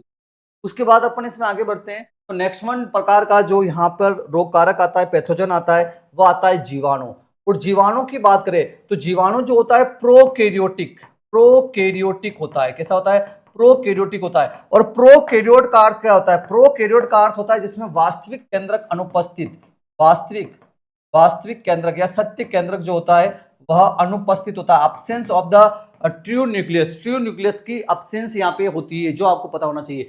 इसके अलावा यह जो होते हैं एक कोशिकीय होते हैं, एक कोशिका से बने होते हैं, एक कोशिकीय ये होते हैं। इसके अलावा इनमें द्विखंडन के द्वारा विभाजन पाया जाता है, जो भी आपको ध्यान होना चाहिए। और सबसे पहले अगर मैं यहाँ पे बात करूं तो बैक्टीरिया को, जीवाणु को सबसे पहले जो खोजा गया था वह ल्यूवेनहॉक के द्वारा। सबसे पहले ल्यूवेनहॉक नाम का जो वैज्ञानिक था, उन्होंने सबसे पहले बैक्टीरिया की खोज की थी। और उन्होंने यह अपनी खोज 1676 के अंदर की। और उस समय इन्होंने नाम जीवाणु शब्द नहीं दिया था, बैक्टीरिया नहीं दिया था, तो क्या नाम दिया था, एनिमल क्यूल्स इन्होंने नाम दिया था, जो आपको ध्यान होना चाहिए। इसके बारे में और कुछ पॉइंट्स के अपन यहाँ पे देखें तो ये जो होता है प्रोकैरियोटिक होता है, एक कोशिकीय होता है, द्विखंडन इसमें पाया जाता है। और सूक्ष्मदर्शी अर्थात माइक्रोस्कोपिक होता है, नग्न आंखों से इसे अपन नहीं देख सकते, ये भी आपको मालूम होना चाहिए। तो इसके केस में अपन देखें तो यह प्रोकैरियोटिक होता है, अर्थात वास्तविक केंद्रक इसके अंदर नहीं पाया जाता है, जो आपको ध्यान होना चाहिए। कोशिका भित्ति इसमें होती है जो पेप्टिडोग्लाइकन या म्यूरिन की बनी होती है। इसके बाद अपन बात करें यहाँ पे तो इसमें माइटोकॉन्ड्रिया जो होता है अनुपस्थित होता है, लेकिन इसमें श्वसन स्थल के रूप में कौन होता है, मिजोजोम पाया जाता है, जो भी काफी इंपॉर्टेंट है एग्जाम पॉइंट ऑफ व्यू से। इसमें माइटोकॉन्ड्रिया नहीं होता है। ज्यादातर जीवाणु में प्रजनन जो होता है द्विखंडन द्वारा होता है, जो आपको पता होना चाहिए। बाइनरी फिजन इसके अंदर पाया जाता है। उसके बाद अपन इसमें आगे बढ़ते हैं तो नेक्स्ट वन आता है कि इसमें कुछ जीवाणु में आनुवांशिक डीएनए एवं वर्ताकार डीएनए दोनों ही पाए जाते हैं। और इसमें जो वर्ताकार जो डीएनए होता है इसका प्रयोग प्लाज्मिड के रूप में किया जाता है। एक अतिरिक्त डीएनए जो जीवाणु के अंदर पाया जाता है जिसका प्रयोग प्लाज्मिड के रूप में किया जाता है।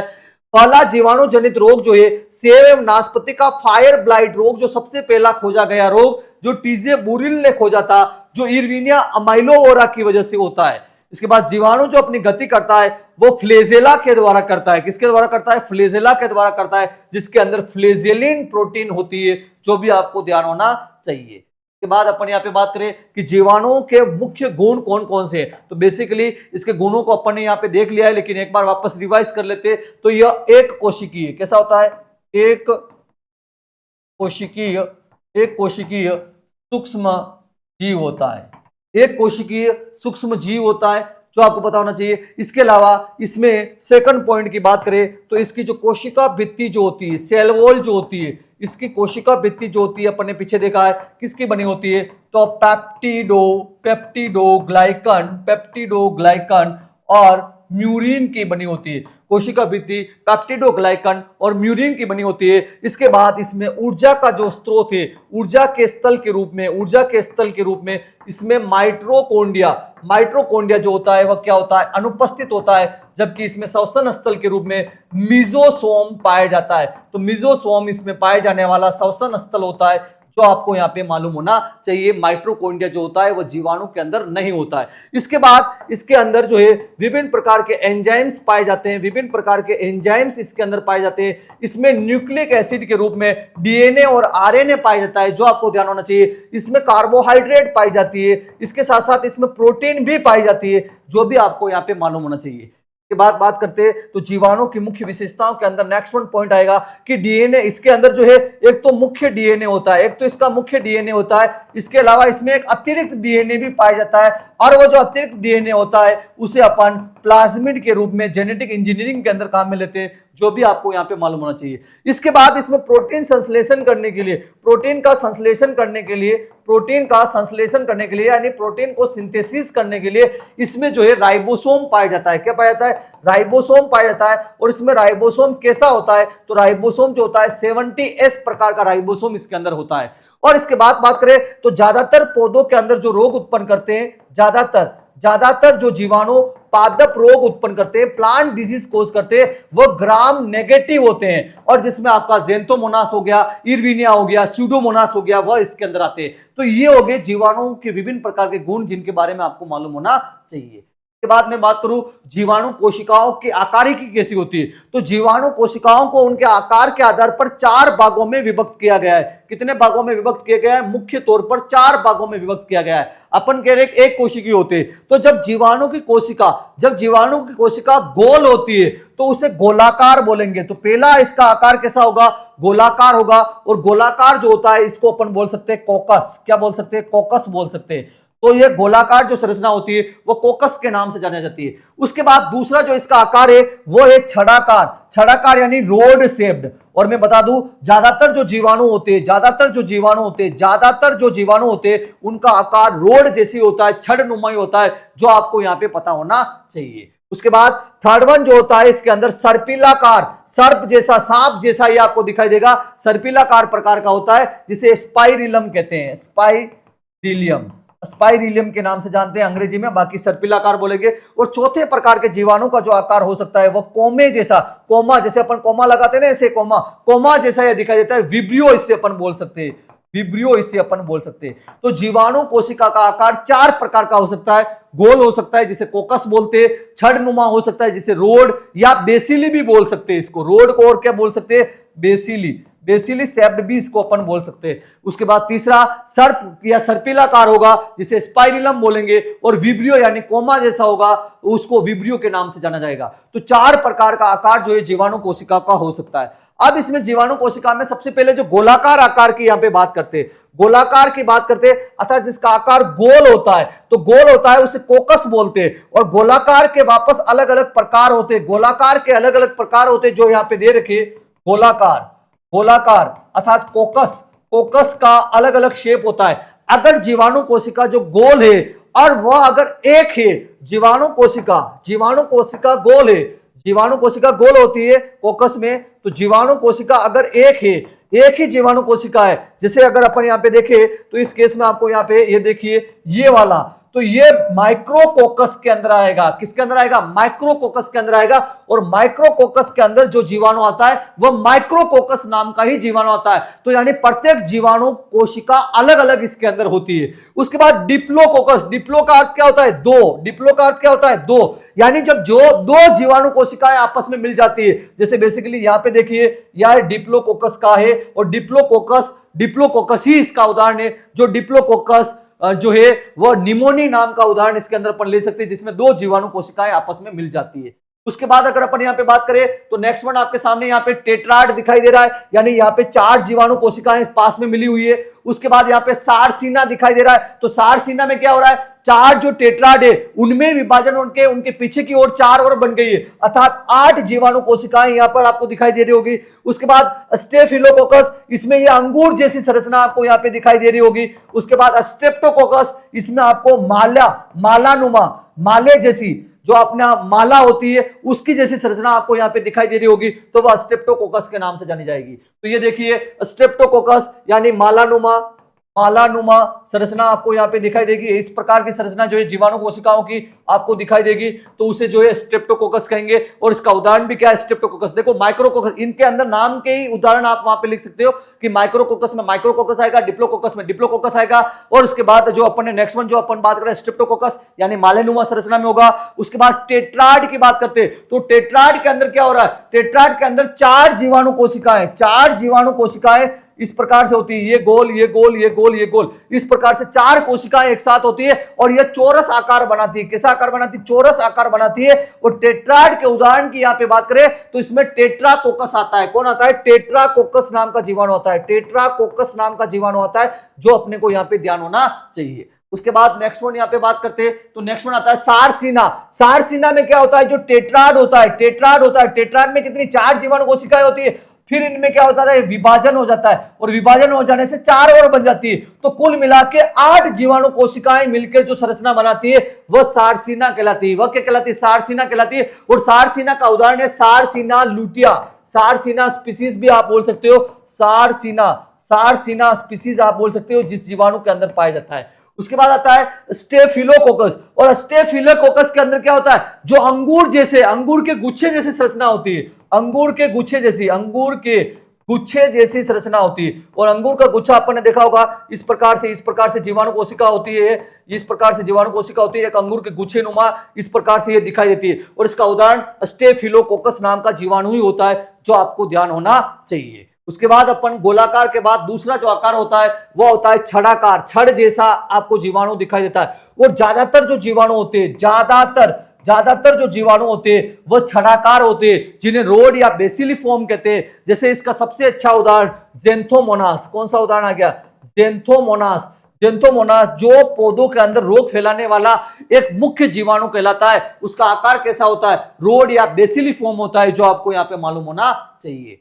के बाद बात करते हैं सर्पिलाकार स्पाइरिलियम, और इसमें स्पाइरिलम नाम का जीवाणु आता है, और जिसका आकार सर्प जैसा, कैसा होता है, सर्प जैसा जिसका आकार होता है, तो उसे सर्पिलाकार बोला गया है। उसके बाद आता है विब्रियो, और विब्रियो में आकार जो होता है इस प्रकार से कोमा जैसा होता है। और इसमें जो उदाहरण आता है वह आता है विब्रियो नाम का जो जीवाणु होता है, वह इसका एक महत्वपूर्ण उदाहरण के रूप में जाना गया है। तो यानी कि कोशिका के आकार के आधार पर जीवाणु जो होता है वह 4 प्रकार का हो सकता है आकार में, गोलाकार, छड़ाकार, सर्पिलाकार या विब्रियो। और गोलाकार में भी उसके अलग अलग प्रकार है, जो अपन ने यहाँ पे डिस्कस किए। इस प्रकार से अपन कह सकते हैं कि जीवाणु जो होते हैं वो अलग अलग आकार के होते हैं, अलग अलग शेप के होते हैं, जीवाणु कोशिकाएं, जो अपन ने यहाँ पे देखा। अब अपन यहाँ पे बात करेंगे कि जीवाणु की संरचना कैसी होती है। तो जीवाणु की संरचना की बात करें तो जीवाणु की जो कोशिका होती है उसके चारों ओर एक मजबूत क्या होती है, कोशिका भित्ति होती है। क्या होती है, कोशिका भित्ति होती है। It means the cell wall इसके अंदर पाई जाती है। और इस कोशिका भित्ति के अंदर वापस कोशिका झिल्ली भी इसके अंदर पाई जाती है, कोशिका झिल्ली भी पाई जाती है। वैसे कोशिका भित्ति की बात करें तो ये पेप्टिडोग्लाइकन और म्यूरिन की बनी होती है, और उसके नीचे की साइड में कोशिका झिल्ली होती है, जो फोस्फोलिपिड हो गए, प्रोटीन हो गए, उनसे और पॉलीसेकेराइड से मिलकर बनी होती है। इसके अलावा अपन बात करें इसकी बाहरी सतह पर श्लेष्मा की परत होती है, श्लेष्मा की स्लाइम लेयर्स इसकी बाहर की साइड में होती है, और जो आपस में मिलकर कई बार जो है यह संपुटिका का निर्माण करती है, अर्थात कैप्सूल का निर्माण करने में सहायता करती है। तो श्लेष्मा की परत इसकी बाहरी सतह पर होती है, जो कैप्सूल बनाने के लिए काम में आती है। इसके अलावा कहीं बाल नुमा संरचना, हेयर लाइक स्ट्रक्चर भी इसके अंदर पाया जाता है, जिसे अपन पिलाई के नाम से जानते हैं। किस नाम से जानते हैं, पिलाई के नाम से जानते हैं, जो भी आपको पता होना चाहिए। इसमें बाल नुमा संरचना भी कई बार पाई जाती है। इसके अलावा इसमें अगर अपन देखें तो बहुत सारी कणिकाएं या ग्रेन्यूल्स नाम की संरचनाएं भी होती है। राइबोसोम 70S प्रकार का होता है, इसमें आरएनए भी होता है, और प्लाज्मिड डीएनए भी इसके अंदर पाया जाता है। और इसमें गति के लिए कसाबिका यानी कि फ्लेजेला इसके अंदर पाया जाता है। इसके अलावा कोशिका भित्ति, कोशिका झिल्ली, कैप्सूल और पिलाई, ये पिलाई जो होती है हेयर लाइक स्ट्रक्चर आपको यहाँ पे दिखाई दे रही है। और इसमें मिजोसोम होता है, सबसे बड़ी बात, जो माइटोकॉन्ड्रिया का कार्य करता है। इसमें माइटोकॉन्ड्रिया नहीं होता है, जो आपको ध्यान होना चाहिए। और न्यूक्लियोटाइड के रूप में इसमें डीएनए भी होता है। तो न्यूक्लियोटाइड डीएनए भी होता है, प्लाज्मिड डीएनए भी इसके अंदर होता है, और कोशिका द्रव्य में इसके आरएनए भी पाया जाता है। तो ये एक सामान्य जीवाणु की संरचना होती है, जो आपको मालूम होना चाहिए। के बाद अपन इसमें आगे बढ़ते हैं तो नेक्स्ट वन आता है कि इसमें जो सबसे इंपॉर्टेंट फ्लेजेला। तो फ्लेजेला का क्या करता है, फ्लेजेला जो होता है जीवाणु की गति के लिए आवश्यक होता है, गति के लिए आवश्यक मूवमेंट ऑफ द बैक्टीरिया की मूवमेंट होती है इससे। और इसमें फ्लेजेलिन नाम की प्रोटीन होती है, जो भी आपको पता होना चाहिए। अब फ्लेजेला जो होता है वह अलग अलग प्रकार का हो सकता है, यानी जो जीवाणु कोशिका है अगर उसकी एक ही दिशा में फ्लेजेला है तो उसे एकल कसाबिका कहेंगे, और दोनों दिशाओं में है, दोनों तरफ जो है फ्लेजेला है तो उसे उभय कसाबिका के नाम से जाना जाएगा। और फ्लेजेला अगर केवल एक ही साइड में बहुत ज्यादा है तो उसे एकल गुच्छ कसाबिका के नाम से जाना जाएगा। और अगर फ्लेजेला जो है दोनों तरफ बहुत ज्यादा संख्या में है तो उसे द्विगुच्छ कसाबिका के नाम से जाना जाएगा। और अगर फ्लेजेला जो है वह चारों तरफ है तो उसे परिसोमी के नाम से जाना जाएगा। और अगर फ्लेजेला जो है कहीं नहीं है जीवाणु कोशिका के तो उसे अकशाबिक के नाम से जाना जाएगा। तो इस प्रकार से जो है फ्लेजेला के अलग अलग प्रकार के आकार के आधार पर जो है इसे अलग अलग नामों से जाना जाता है, जो अपन ने यहाँ पर देखा है। इसके बाद अपन आगे बढ़ेंगे, उससे पहले इस जो है स्लाइड्स को अपन जो है सेव कर लेते हैं, ताकि जो है आपका इसकी पीडीएफ आपको यहाँ पे मिल पाए। यस, फ्लेजेला की अपन यहाँ पे बात कर रहे हैं, पैथोफास्ट। यस, तो फ्लेजेला जो होता है इसके अलग अलग प्रकार के गुच्छ अपने को यहाँ पे दिखाई दे सकते हैं, जो बेसिकली अपन यहाँ पे बात कर रहे हैं। तो यह जो है अगर फ्लेजेला एक ही दिशा में है तो इसे अलग नाम से जाना जाएगा, दोनों दिशाओं में है तो इसका अलग नाम होगा। तो ये अलग अलग प्रकार से फ्लेजेला की संरचना अपन बता रहे हैं। और फ्लेजेला जो होता है जीवाणु कोशिकाओं की जो गति करने के लिए, मूवमेंट के लिए काम में आता है, जो अपन ने यहाँ पे देखा। और जीवाणुओं के अंदर जो होते हैं यह प्रोकैरियोट होते हैं, वास्तविक केंद्रक इनके अंदर नहीं होता है। जीवाणुओं को सबसे पहले जो खोजा गया था ल्यूवियनहॉक के द्वारा खोजा गया था, और ल्यूवियनहॉक ने इसे एनिमलक्यूल्स के नाम से जाना था। टीजे बोरिल ने जीवाणु से होने वाले पहले रोग फायर ब्लाइट रोग की खोज की थी, जो भी अपन ने यहाँ पे बात की थी। इसके बाद अपन ने देखा कि जीवाणु जो होता है इसमें एक राइबोसोमल डीएनए जो आपका क्रोमोसोमल डीएनए होता है, उसके अलावा एक अतिरिक्त डीएनए भी होता है, सर्कुलर डीएनए, और जिसे अपन किस नाम से जानते हैं, उसे जो है प्लाज्मिड के रूप में काम में लेते हैं जेनेटिक इंजीनियरिंग के अंदर, जो भी अपने को यहाँ पे पता होना। उसके बाद अपन यहाँ पे बात करें नेक्स्ट वन, अपन इसमें आगे बढ़ेंगे तो इसके आगे वाले पार्ट की अपन बात करेंगे। यस, पैथो यस,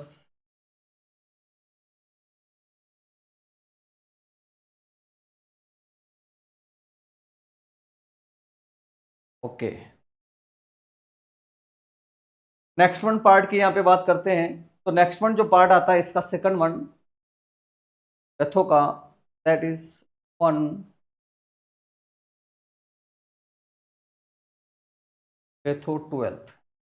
यस, अपन बात कर रहे हैं कि अगर फ्लेजेला जो है जीवाणु कोशिका के एक तरफ है, जीवाणु कोशिका के एक तरफ है, जैसा अपन स्ट्रक्चर यहाँ पे बना लेते हैं कि ये होगी जीवाणु कोशिका, ये होगी जीवाणु कोशिका, और ये फ्लेजेला एक ही तरफ है। तो इस प्रकार की संरचना क्या कहलाती है? एकल कशाभिक कहलाती है, मोनोट्राइकस कहलाती है। मोनो यानी कि एक, मोनो यानी कि एक, ट्राइकस यानी कि फ्लेजेला, एक ही तरफ फ्लेजेला होना, मोनोट्राइकस के अंदर आएगा।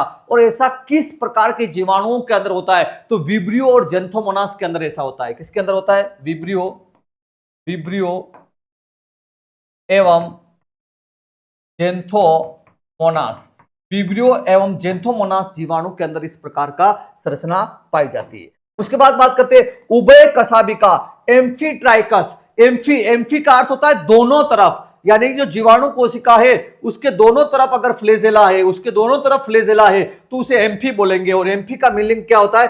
दोनों तरफ, दोनों तरफ, जीवाणु कोशिका के दोनों तरफ अगर फ्लेजेला है तो उसे एम्फीट्राइकस बोलेंगे। और एम्फीट्राइकस जो होता है वह किस प्रकार के जीवाणु में पाया जाता है? तो यह नाइट्रोसोमोनास, किसके अंदर? नाइट्रोसोमोनास, नाइट्रोसोमोनास जीवाणु के अंदर होता है। और कई सारे सूडोमोनास, ज्यादातर सूडोमोनास के अंदर इस प्रकार की संरचना आपको देखने को मिलेगी। उसके बाद नेक्स्ट वन अपन बात करें तो नेक्स्ट वन आता है एकल गुच्छ कशाभिका, यानी सिफेलोट्राइकस। सिफेलो का अर्थ है एक तरफ ही होते हैं, लेकिन एक तरफ भी उसकी संख्या क्या हो जाती है? ज्यादा हो जाती है। तो जैसे बेसिकली यहां बात करें, ये जीवाणु कोशिका हो गई, इसमें फ्लेजेला की संख्या एक से ज्यादा होगी, इस प्रकार से होगी, यानी एक से ज्यादा जो है फ्लेजेला एक ही दिशा में पाया जाता है, तो उसे सिफेलोट्राइकस कहते हैं। और यह किसके अंदर होता है? तो यह सूडोमोनास फ्लोरोसेंस और मायोबैक्टीरियम के अंदर, सूडोमोनास फ्लोरोसेंस एवं मायोबैक्टीरियम नाम के जीवाणु के अंदर इस प्रकार की संरचना आपको देखने को मिलेगी। उसके बाद आता है द्विगुच्छ कशाभिका, यानी लोफोट्राइकस। और लोफोट्राइकस में भी क्या होगा? दोनों तरफ फ्लेजेला होंगे, लेकिन दोनों तरफ उनकी संख्या एक से ज्यादा होगी, एक से ज्यादा होगी, एक से ज्यादा होगी, एक से ज्यादा होगी, और दोनों तरफ होंगे। और इस प्रकार का लोफोट्राइकस प्रकार का जो फ्लेजेला होता है यह बेसिकली अस्पाइरिलियम और साल्मोनेला में होता है। अस्पाइरिलियम एंड साल्मोनेला नाम का जो बैक्टीरिया होता है उसके अंदर इस प्रकार का फ्लेजेला पाया जाता है। उसके बाद नेक्स्ट वन अपन यहां पे बात करते हैं तो नेक्स्ट वन आता है पेरिसोमी, पेरिट्राइकस। पेरिट्राइकस का अर्थ है चारों तरफ, यानी कि जो जीवाणु कोशिका है उसके चारों तरफ जो है फ्लेजेला की प्रेजेंस होना, चारों तरफ फ्लेजेला का पाया जाना, पेरिट्राइकस के नाम से जाना जाएगा। और यह किसके, कौन से जीवाणु के अंदर होता है? तो इरविनिया के अंदर होता है। किसके अंदर होता है? इरविनिया अमाइलोवरा अपन ने नाम सुना है, तो उसके अंदर इस प्रकार की फ्लेजेला होती है। उसके बाद आता है अकशाभिक, अट्राइकस। अ का अर्थ है absent, अ का अर्थ यहाँ पे क्या निकलता है, absent अर्थात अनुपस्थित, अर्थात इसमें फ्लेजेला जो होता है, जैसे ये जीवाणु कोशिका है, इसके देख ले तो कहीं पर भी फ्लेजेला नहीं होता है, और इसका उदाहरण है माइक्रोकोकस, माइक्रोकोकस। तो माइक्रोकोकस के अंदर किसी भी प्रकार के फ्लेजेला की प्रेजेंस नहीं होती है, जो आपको यहाँ पे ध्यान होना चाहिए। तो सबसे पहला पार्ट जो जीवाणु की संरचना के अंदर आता है वो कसाबिका या फ्लेजेला होता है, जो उसकी गति मूवमेंट कराने के लिए सहायक होता है। और फ्लेजेला जो है कहां उसकी उपस्थिति है, उसके आधार पर फ्लेजेला को अपन ने अलग अलग भागों में विभक्त किया है। मोनोट्राइकस यानी कि एक ही दिशा में, एम्फीट्राइकस यानी कि दोनों दिशाओं में, सिफेलोट्राइकस यानी एक ही दिशा में बहुत ज्यादा, लोफोट्राइकस यानी कि दोनों ही दिशाओं में बहुत ज्यादा, और उसके बाद पेरिट्राइकस यानी चारों तरफ, और अट्राइकस यानी कि कहीं पर भी फ्लेजेला नहीं होता है। दूसरा आता है कोशिका भित्ति। तो कोशिका भित्ति जो होती है बेसिकली इसमें पूर्ण विकसित होती है, जो पेप्टिडोग्लाइकन एवं म्यूरिन की बनी होती है। इसमें कोशिका भित्ति पेप्टिडोग्लाइकन एवं म्यूरिन की बनी होती है, और कोशिका भित्ति के आधार पर या कोशिका भित्ति की प्रेजेंस के आधार पर इसको एससी ग्राम नाम के वैज्ञानिक ने जो है इसे ग्राम पॉजिटिव एवं ग्राम नेगेटिव के अंदर विभाजित किया था। तो ये वर्गीकरण भी एग्जाम के हिसाब से काफी ज्यादा महत्वपूर्ण है। तो इसमें देखें तो सबसे पहले ग्राम नेगेटिव की बात करेंगे, फिर ग्राम पॉजिटिव की बात करेंगे। तो सबसे पहला आधार है कोशिका भित्ति। तो इसकी कोशिका भित्ति द्विपर्तीय होती है और पतली होती है ग्राम नेगेटिव की, जबकि पॉजिटिव की एक परत वाली होती है, लेकिन एक परत भी क्या होती है, मोटी सी होती है। इसके बाद इसमें कोशिका भित्ति में पेप्टिडोग्लाइकन या म्यूरिन की बात करें तो ग्राम नेगेटिव में 1 से 10% होता है, जबकि ग्राम पॉजिटिव में 40 से 90% होता है। उसके बाद बात करें तो कोशिका भित्ति में लिपिड की बात करें तो ग्राम नेगेटिव के अंदर यह अधिक मात्रा में होता है और ग्राम पॉजिटिव के अंदर यह कम मात्रा में होता है। उसके बाद अपन यहाँ पे बात करें टिकोइक अम्ल की बात करें तो ग्राम नेगेटिव के अंदर यह अनुपस्थित होता है, जबकि ग्राम पॉजिटिव के अंदर यह उपस्थित होता है, जो अपने को ध्यान होना चाहिए। उसके बाद पादप रोग कारकों की बात करें तो ज्यादातर जो पौधों के अंदर रोग फैलाते हैं, ये काफी इंपॉर्टेंट है, ज्यादातर जो पौधों के अंदर रोग फैलाते हैं वो जीवाणु एचसी ग्राम के अनुसार ग्राम नेगेटिव प्रकार के होते हैं, जो आपको ध्यान होना चाहिए। इसके बाद कुछ जो होते हैं वह रोग फैलाने का काम करते हैं ग्राम पॉजिटिव के अंदर भी। उदाहरण के तौर पे बात करें जिसमें जेंथोमोनास मुख्य आता है, जो ज्यादातर रोग फैलाता है। इसके अलावा इरविनिया जो फायर ब्लाइट ऑफ एप्पल कोज करता है, सूडोमोनास इसके अंदर आएगा। उसके बाद अगर अपन बात करें बेसिलस, और बेसिलस जो है बीटी का नाम आपने सुना होगा, बेसिलस थुरिजेंसिस का नाम सुना होगा, जो जैविक कीट नियंत्रण में काम में लेते हैं। तो बीटी जो होता है वह ग्राम पॉजिटिव होता है, और आपके पौधों के अंदर रोग फैलाने वाला ज्यादातर जेंथोमोनास हो गया, इरविनिया हो गया, ग्राम नेगेटिव होते हैं। तो इसके अलावा पॉजिटिव के अंदर जो है क्लेवीबैक्टर भी आता है, स्ट्रेप्टोमाइसिटिस भी आता है, जो अपने को पता होना चाहिए। तो ये जो है एक प्रकार के सॉल्यूशन के अंदर सेल वॉल किस प्रकार का, कोशिका भित्ति किस प्रकार का रंग दे रही है, उसके आधार पर एससी ग्राम ने इसको विभाजित किया था। तो वो तो अपन को डिटेल से डिस्कस नहीं करना है खैर यहाँ पे। उसके बाद बात करते हैं कोशिका झिल्ली। तो कोशिका झिल्ली कहाँ होती है, जैसे अगर बात करें तो ये हो गई कोशिका भित्ति। क्या हो गई, कोशिका भित्ति। जीवाणु के अंदर ये कोशिका भित्ति होगी, और इसके अंदर की साइड में जो होती है वह कौन सी होती है, कोशिका झिल्ली होती है, यानी कि सेल मेम्ब्रेन होती है, जो आपको पता होना चाहिए। तो ये कोशिका झिल्ली जो होती है वह किसकी बनी होती है, तो कोशिका झिल्ली अपन कह रहे हैं कोशिका भित्ति जो होती है पेप्टिडोग्लाइकन और म्यूरिन की बनी होती है। तो कोशिका झिल्ली किसकी बनी होती है, तो यह फोस्फोलिपिड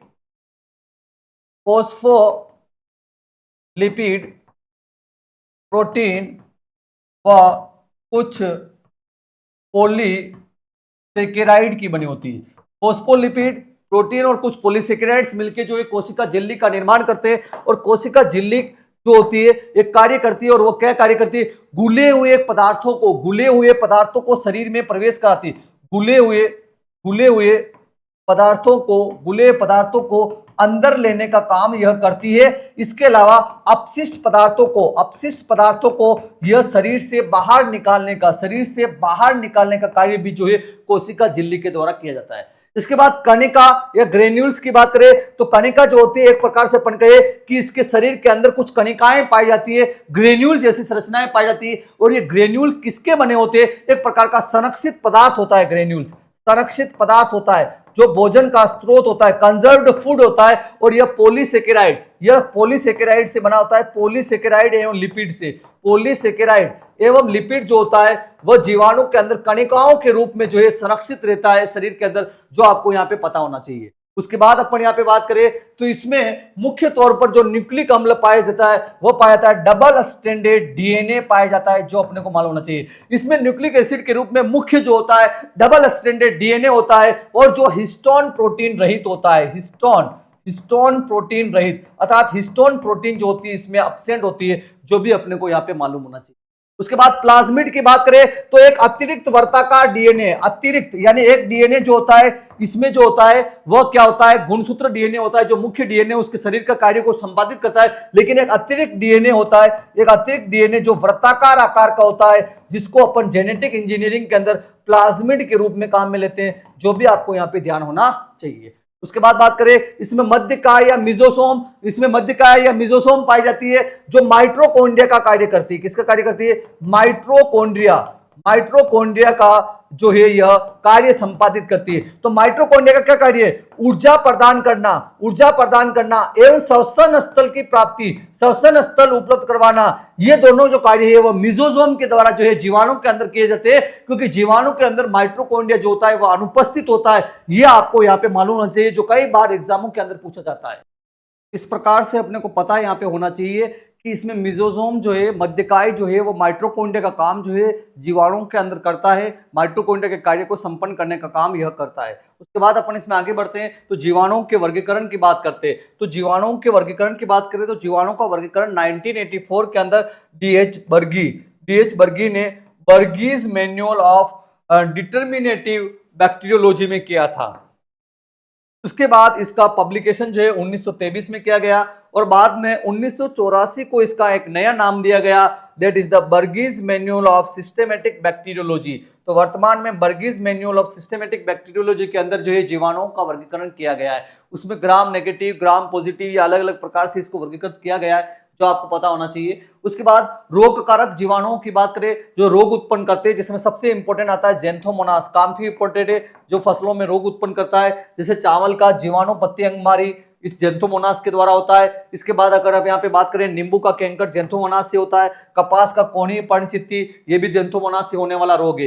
इसके बाद इरविनिया जो सेब और नाशपाती में फायर ब्लाइट रोग उत्पन्न करती है, तो ये रोग कारक जीवाणुओं के रूप में जाने जाते हैं। उसके बाद अपन नेक्स्ट वन यहाँ पे बात करें तो लाभकारी जीवाणु कौन कौन से है, जैसे नत्रजन स्थिरीकरण करने वाले जीवाणु, जिसमें आपका राइजोबियम जो है दलहनी फसलों की जड़ों के अंदर नत्रजन स्थिरीकरण करने का कार्य करता है, जो आपको पता होना चाहिए। इसके बाद जो है स्वतंत्र जो आपकी होती है उसमें आपका नाइट्रोसोमोनास और नाइट्रोबैक्टर का भी नाम आपने सुना होगा, तो वो भी जो है नत्रजन स्थिरीकरण करने के लिए काफी लाभप्रद माने गए हैं। इसके अलावा आनुवांशिक अभियांत्रिकी के अंदर भी जो है जीवाणु का प्रयोग हो रहा है, जिसमें टीआई प्लाज्मिड के रूप में एग्रोबैक्टीरियम ट्यूमिफिसेंस में टी आ रहा है, इसलिए टीआई प्लाज्मिड इसको बोलेंगे, जिसे नेचर्स जेनेटिक इंजीनियर अर्थात प्राकृतिक जो है अपन आनुवांशिक जो है अभियंत्रक इसको बोलते हैं।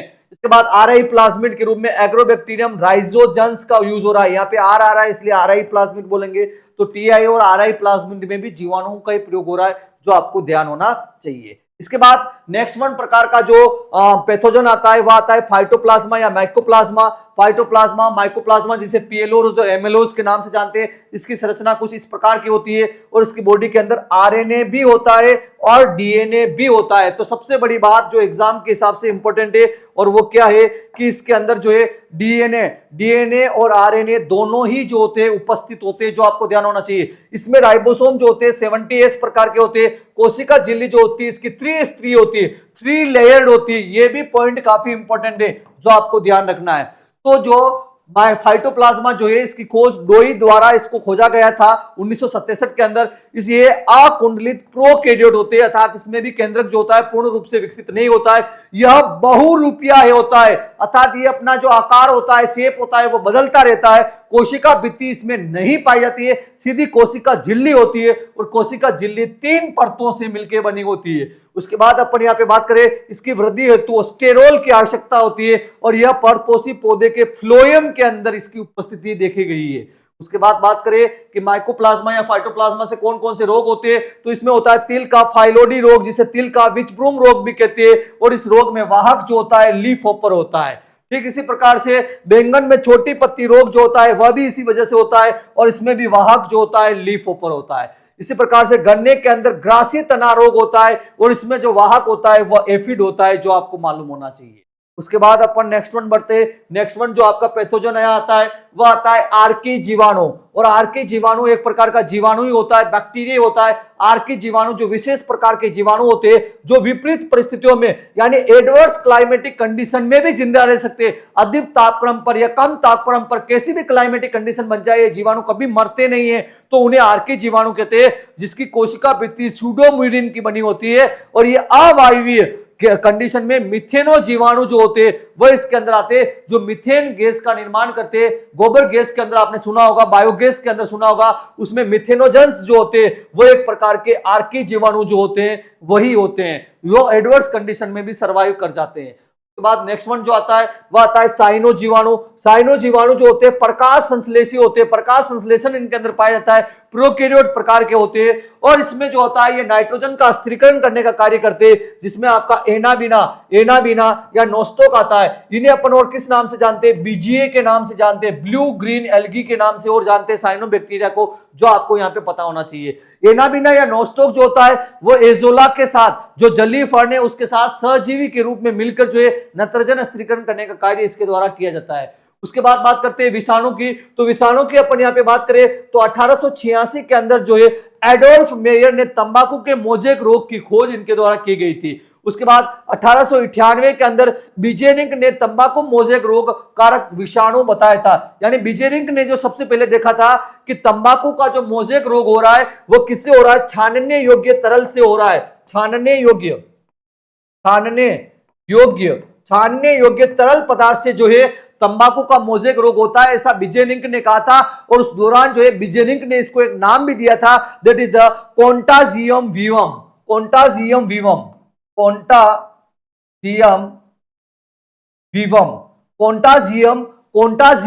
वीवम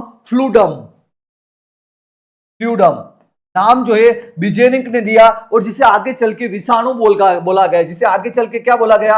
विषाणु या वायरस बोला गया था। इसी वजह से बिजेरिंक को जो है पादप विषाणु विज्ञान का पितामह कहा जाता है। काफी इंपॉर्टेंट है, पादप विषाणु विज्ञान का पितामह बिजेरिंक को कहा जाता है। उसके बाद स्टेनले की बात करें, इन्होंने तंबाकू के मोजेक विषाणु का क्रिस्टलीकरण करने का कार्य इन्होंने किया था और इस कार्य के लिए 1946 में इनको नोबेल प्राइज से सम्मानित किया गया है।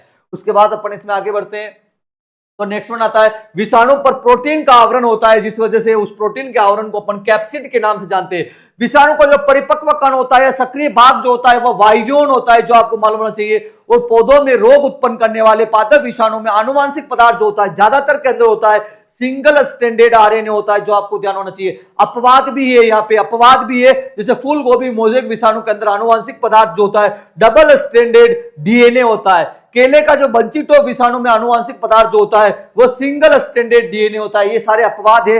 विषाणु जनित रोग की बात करते हैं, जिसमें मोजेक है, लीफ कर्ल है या येलो वेन, ये विषाणु जनित रोग ही होते हैं। उसके बाद पौधों में विषाणु जनित रोगों को फैलाने का कार्य वाहक के रूप में किया जाता है और वाहक ज्यादातर कौन होता है? कोई कीट होता है। इसके बाद अपन बात करते हैं कि विषाणु के गुण कौन कौन से। तो ये विषाणु का जो है एक प्रकार से आपको यहाँ पे बताया हुआ है। तो विषाणु जो होता है एक प्रकार से देखिए तो इसका परिपक्व जो कण होता है या परिपक्व भाग जो होता है या सक्रिय भाग जो होता है उसे अपन वायरियोन के नाम से जानते हैं। किस नाम से जानते हैं? वायरियोन के नाम से जानते हैं। अब इसके बाद यहाँ पे बात करें तो विषाणु के अंदर एक प्रकार का आवरण होता है, उसके ऊपर एक आवरण होता है जो प्रोटीन का बना होता है और उस आवरण को अपन क्या बोलते हैं? कैप्सिड के नाम से जानते हैं। इसके बाद विषाणु के अंदर एक प्रकार से अपन कहें कि कोई न कोई आनुवांशिक पदार्थ पाया जाता है और आनुवांशिक पदार्थ के रूप में या तो डीएनए होता है या आरएनए होता है। लेकिन जो पादप विषाणु होते हैं उसके अंदर मैक्सिमम एसएसआरएनए होता है आनुवांशिक पदार्थ के रूप में, जो अपने को यहाँ पे मालूम होना चाहिए। उसके बाद विषाणु जो होता है बहुत ज्यादा संक्रामक होता है। विषाणु जो होता है बहुत ज्यादा संक्रामक होता है, बहुत ज्यादा क्या होता है? संक्रामक होता है। यानी रोग फैलाने की क्षमता जो है वो विषाणु के अंदर पाई जाती है, जो अपने को पता होना चाहिए। और ताप के प्रति संवेदनशील होता है एवं ताप के प्रति टेम्परेचर के प्रति ये क्या होता है? टेम्परेचर के प्रति या संवेदनशील, टेम्परेचर के प्रति यह संवेदनशील होता है, जो भी अपने को यहाँ पे मालूम होना चाहिए। इसके बाद अगर अपन विषाणु की और बात करें तो पादप विषाणु के अंदर आरएनए होता है अपन कह रहे, और यह जो होता है एक प्रकार का अविकल्पी परजीवी होता है। कैसा होता है? अविकल्पी। अविकल्पी परजीवी होता है, यानी ऑब्लिगेट पैरासाइट के रूप में यह कार्य करता है। जिस भी फसल के अंदर अगर लगेगा तो हमेशा उसमें वही रोग उत्पन्न करने की क्षमता इसके अंदर होती है। यह अकोशिकीय होता है, इसमें कोशिका नहीं होती है, अकोशिकीय के अंदर रखते हैं, इसको नॉन सेल्यूलर के अंदर रखा जाता है। ये भी आपको यहां पे पता होना चाहिए। और इस विषाणु के अंदर जो अपन कह रहे हैं कि इसका जो वायरियन होता है, यह क्या होता है, यह संक्रमण करने का काम करता है, इंफेक्शन करने का काम वायरियन करता है। जबकि इसके प्रोटीन का आवरण जो कैप्सिड होता है वह सुरक्षात्मक कवच होता है। क्या होता है, सुरक्षात्मक कवच होता है, जो भी आपको यहां पे मालूम होना चाहिए, जो प्रोटेक्टिव कोट के रूप में जाना जाता है। उसके बाद अपन इसमें आगे बढ़ते हैं तो नेक्स्ट वन जो अपन बात करते हैं यहां पे कि जीवाणु बोझी क्या होता है। तो जीवाणु बोझी एक विशेष प्रकार का विषाणु ही होता है जो जीवाणु को संक्रमित करने का काम करता है। काफी इंपॉर्टेंट है क्योंकि कई बार लोग इसको बैक्टीरिया समझ जाते हैं, जीवाणु समझ जाते हैं, जबकि ये होता क्या है, वायरस होता है जो जीवाणु को संक्रमित करता है। इसकी खोज जो है टोर्ट नाम के वैज्ञानिक ने की थी और यह शब्द जो है डी हेरिले के द्वारा दिया गया था। उसके बाद अपन आगे बढ़ते हैं तो नेक्स्ट वन आता है, अपन यहाँ पे कुछ जो उदाहरण भी यहाँ पे देख लेते हैं और किसके उदाहरण देखते हैं कि विषाणु से कौन कौन से रोग होते हैं। तो विषाणु से होने वाले रोगों के उदाहरण की बात करें तो जैसे भिंडी का पीत सीरा मोजेक रोग, भिंडी का पीत सीरा मोजेक रोग। और इस केस में जो वाहक होता है कौन होता है, सफेद मक्खी होती है। इसी प्रकार से दूसरा विषाणु जनित रोग की बात करें तो वह टमाटर का लीफ कर्ल रोग, और यह भी विषाणु से होता है और इसमें भी जो वाहक होता है वह सफेद मक्खी होती है। इस प्रकार से विषाणु के द्वारा होने वाले रोगों के अंदर एक तो मोजेक लक्षण आपको दिखाई देंगे, एक आपको वहां पे येलोइंग आपको वहां पे दिखाई देगी, मोजेक लक्षण दिखाई देंगे, येलोइंग आपको दिखाई देगी और लीफ कर्ल नाम के लक्षण। ये तीन प्रकार के लक्षण मुख्य तौर पर विषाणु जनित रोगों के अंदर दिखाई देते हैं जो आपको मालूम होना चाहिए।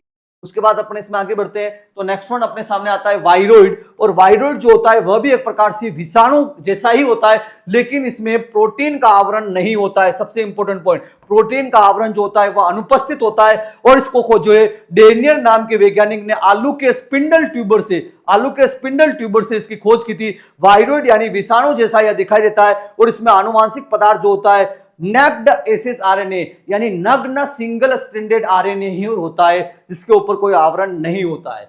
उसके द्वारा होने वाले रोगों की बात करें तो आलू का स्पिंडल ट्यूबर रोग जो होता है वायरोइड से होता है।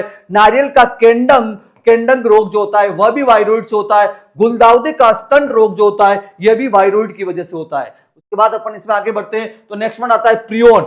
प्रियोन जो होती है एक प्रकार की संक्रमणकारी प्रोटीन होती है और 1982 के अंदर एसबी प्रूजिनर नाम के वैज्ञानिक ने भेड़ व बकरी के स्क्रैपी रोग को जो है इसने खोजा था और इसके लिए उनको 1997 के अंदर नोबेल प्राइज से भी सम्मानित किया गया था। जो प्रियोन से होने वाला रोग है, प्रियोन एक प्रकार की संक्रामक प्रोटीन कण होती है जिसे अपन स्लो वायरस और पजलिंग प्रोटीन के नाम से भी जानते हैं। जो आपको पता होना चाहिए पजलिंग प्रोटीन क्यों कहते हैं, क्योंकि प्रूजिनर ने इसको खोजा था। उसके बाद इसमें न्यूक्लिक अम्ल जो होता है अनुपस्थित होता है। सबसे बड़ी बात, इसमें कोई न्यूक्लिक अम्ल होते ही नहीं, आरएनए डीएनए होते ही नहीं। इससे कौन कौन से रोग होते हैं तो मनुष्य के अंदर कुरु और CZD नाम का रोग होता है। उसके बाद गाय के अंदर मेड काउ, काफी important exam point of view से मेड काउ रोग जो होता है वो प्रियोन से होता है। इसके अलावा भेड़ बकरी में स्क्रैपी नाम का जो रोग होता है वह भी प्रियोन से होता है। लेकिन अभी तक जो है पौधों के अंदर ऐसा कोई रोग नहीं देखा गया है जो प्रियोन से होता है, जो भी आपको मालूम होना चाहिए। उसके बाद अपन इसमें आगे बढ़ते तो नेक्स्ट वन बात करते हैं विभिन्न प्रकार के रोगों के लक्षण कैसे होते हैं।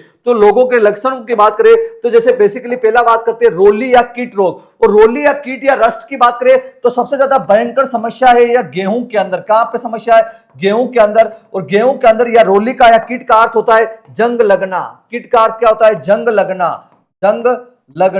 और जंग लगना यानी जंग जैसे लक्षण वहां पे दिखाई देते हैं। तो गेहूं या पत्ती रोली के अंदर इसमें क्या होता है, तीन प्रकार की रोली होती है जो अपन ने पहले आगे प्रीवियस स्लाइड्स के अंदर देखा था। पहला था पत्ती या बुरी रोली, यानी पत्तियों पर जो है भूरे रंग के धब्बे बन जाते हैं। उसके बाद वही नारंगी और धारीदार रोली के अंदर परिवर्तित हो जाती है। और उसके बाद अगर अधिक लक्षण बनते हैं तो वह तना और काली रोली के अंदर परिवर्तित हो जाती है। तो यहाँ पर पत्तियां और तना जो होता है वह प्रभावित होता है। और गेहूं के अंदर यह रोली कौन सी कवक की वजह से होती है, तो पक्सीनिया नाम की जो कवक होती है वह इस रोली को फैलाने का काम करती है।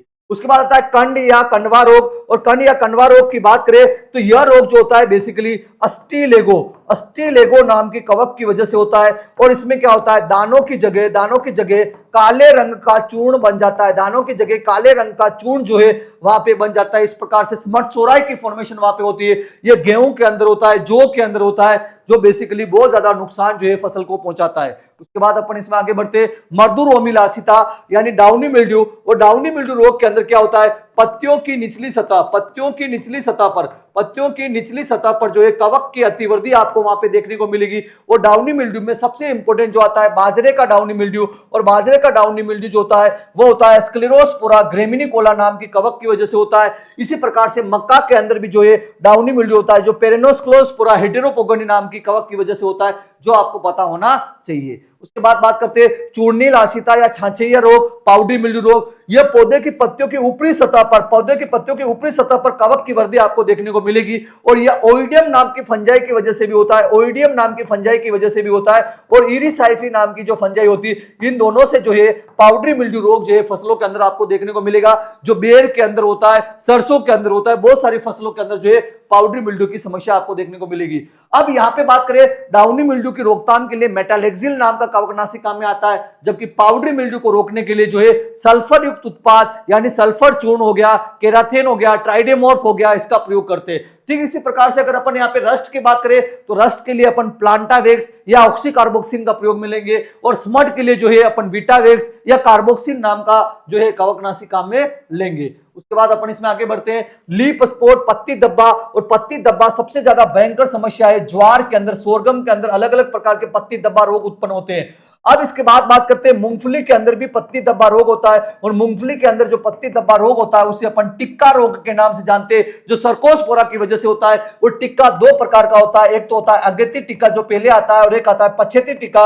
अगेती टिक्का जो होता है सर्कोस्पोरा एरिसिडिकोला की वजह से होता है, पछेती जो होता है सर्कोस्पोरा पर्सोनेटा की वजह से होता है। उसके बाद बात करते हैं पर्णकुंचन या लीप कर्ल, जिसमें पत्तियां मुड़ जाती है, और बेसिकली यह किससे होता है, विषाणु से होने वाला रोग है, जो विषाणु की वजह से होता है। पत्तियां जो होती है कप नुमा आकार ले लेती है, और सबसे अच्छा उदाहरण है यहाँ पे टमाटर का पर्णकुंचन, टमाटर का लीप कर्ल रोग। और इस रोग को फैलाने का काम जो है एक प्रकार का कीट करता है, सफेद मक्खी, बेमिशिया टेबेसाई, जो भी आपको मालूम होना चाहिए। उसके बाद यहाँ पे बात करें उल्टा सूखा या शीर्ष भृंग सूखा, डाइबेक यानी जैसे कहने का अर्थ है ये पौधा है, तो इस पौधे के अंदर क्या होगा, पौधा ऊपर से नीचे की ओर सूखेगा, ऊपर से इधर से सूखना प्रारंभ करेगा और नीचे की ओर सूखना शुरू करेगा। तो यानी कि ऊपर से नीचे की ओर सूखना, ऊपर से नीचे की ओर सूखना, पौधे का ऊपर से नीचे की ओर सूखना ही क्या कहलाता है, डाइबेक कहलाता है। और ये सबसे बड़ी समस्या किसके अंदर आती है, तो यह नींबू के अंदर आती है, सिट्रस के अंदर आती है, जो बेसिकली आपको पता होना चाहिए। इसके बाद बात करते हैं अपन अंगमारी या झुलसा या ब्लाइट का अर्थ होता है बर्न्ड अपीयरेंस, यानी जला हुआ सा बाग वहां पर फसल के पत्तियों पर या उसके फलों पर आपको दिखाई देगा। और ब्लाइट जो होती है कई केसेस में अपन पढ़ते हैं, इसमें अर्ली ब्लाइट अगेती झुलसा भी होती है, और लेट ब्लाइट लेट झुलसा भी होती है। बेसिकली ये टमाटर के अंदर आपको देखने को मिलेगी, इसके अलावा आलू के अंदर आपको देखने को मिलेगी। टमाटर के अंदर जो होती है अर्ली बहुत ज्यादा भयंकर होती है, और आलू के अंदर जो होती है लेट ब्लाइट बहुत ज्यादा भयंकर होती है, जो आपको पता होना चाहिए। और लेट ब्लाइट आलू की वजह से जो है, इसकी वजह से जो फाइटोथोरा से होती है, इससे भी एक बहुत बड़ा अकाल जो है पड़ा था, जो आपको मालूम होना चाहिए। उसके बाद अपन इसमें आगे बढ़ते हैं तो नेक्स्ट वन आता है आर्द्र पतन या आर्द्र गलन, यानी कि इसमें जो पौध होती है, पौध जो होती है अर्थात सीडलिंग जो होती है वह कई बार नष्ट हो जाती है, यानी छोटी अवस्था का पौधा इससे नष्ट हो जाता है। और डैम्पिंग ऑफ जो होता है बेसिकली कौन सी कवक से होता है, तो पीथियम नाम की जो कवक होती है, वो पौधे की छोटी अवस्था में उसको जड़ से समाप्त कर देती है, और पौधा अपनी वृद्धि नहीं कर पाता है।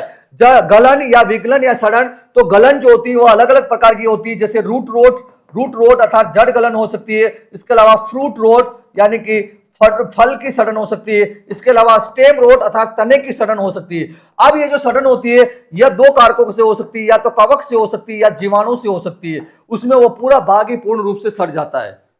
उसके बाद अपन नेक्स्ट वन बढ़ते हैं तो नेक्स्ट वन जो इसमें लक्षण आते हैं वह आते हैं म्लानी, उकठा या मुरझान। और विल्ड के अंदर क्या होता है, जो जाइलम वाहिकाएं होती है, जाइलम वाहिकाएं जो पोषण प्रदान करती है वह अवरुद्ध हो जाती है, वह ब्लॉक हो जाती है और कोई भी पोषक तत्व पौधे के शीर्ष भाग पर नहीं पहुंच पाता है।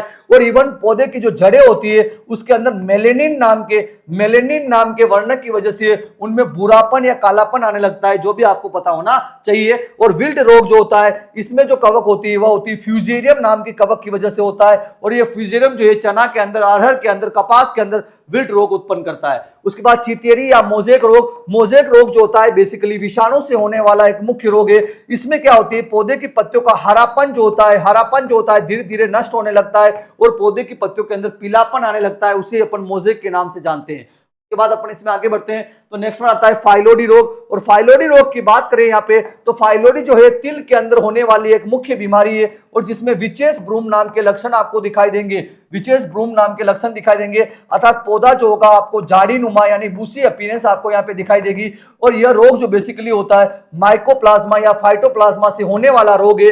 और इस रोग के अंदर जो वाहक होता है वह कौन होता है, लीफ होपर होती है, जो अपने को मालूम होना चाहिए। उसके बाद एक रोग आता है आपका स्केब रोग। और स्केब रोग के अंदर क्या होता है, ये बेसिकली सेब के अंदर, एप्पल के अंदर होता है। बेसिकली स्केब रोग किसके अंदर होता है, सेब के अंदर, एप्पल के अंदर होता है। और स्केब के ऊपर क्या होता है, जो सेब अपन देखते हैं उसके ऊपर खुरदरा और पपड़ी सदृश दिखाई देता है। खुरदरा एवं पपड़ी जमी हुई सो फ्रूट के ऊपर ऐसा अपने को दिखाई देता है, उसको अपन स्केब रोग के नाम से जानते हैं एप्पल के अंदर, जो आपको पता होना चाहिए। के बाद अपन इसमें आगे बढ़ते तो नेक्स्ट में आता है पादप रोग प्रबंधन के सामान्य सिद्धांत कौन कौन से सिद्धांत जो है पादप रोग प्रबंधन के लिए अपनाए जाते हैं। तो पादप रोग प्रबंधन की बात अपन यहाँ पे करें तो सबसे पहले आपको पता होना चाहिए कि यहाँ पे जो शब्द आ रहा है पादप प्रबंधन से पहले एक शब्द आया था, that is the disease control अर्थात रोग नियंत्रण। और रोग नियंत्रण की बात करें तो नियंत्रण का बेसिकली अर्थ होता है पूर्णतया समाप्त होना।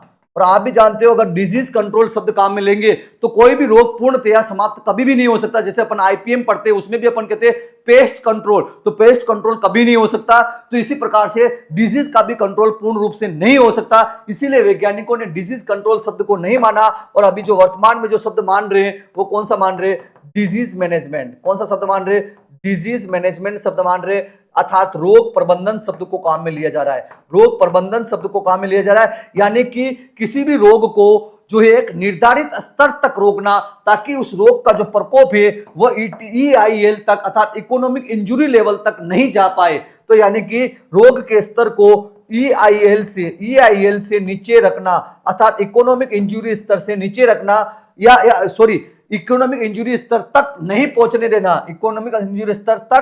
नहीं पहुंचने देना। और नीचे किसे रखेंगे, ETL से नीचे अर्थात इकोनॉमिक थ्रेशोल्ड लेवल, जो अपन ने आईपीएम के अंदर पढ़ा है। यानी कि ETL वह लेवल होता है जहां पर उस रोग का या उस पेस्ट को रोकना जरूरी होता है। अगर नहीं रोकते हो तो उसका जो तीव्रता है वह बढ़ती है और वह EIL पे पहुंच जाता है। और EIL पर जाने के बाद वो आपको आर्थिक रूप से नुकसान करेगा, उसके बाद उसको रोकने का कोई फायदा आपको देखने को नहीं मिलेगा।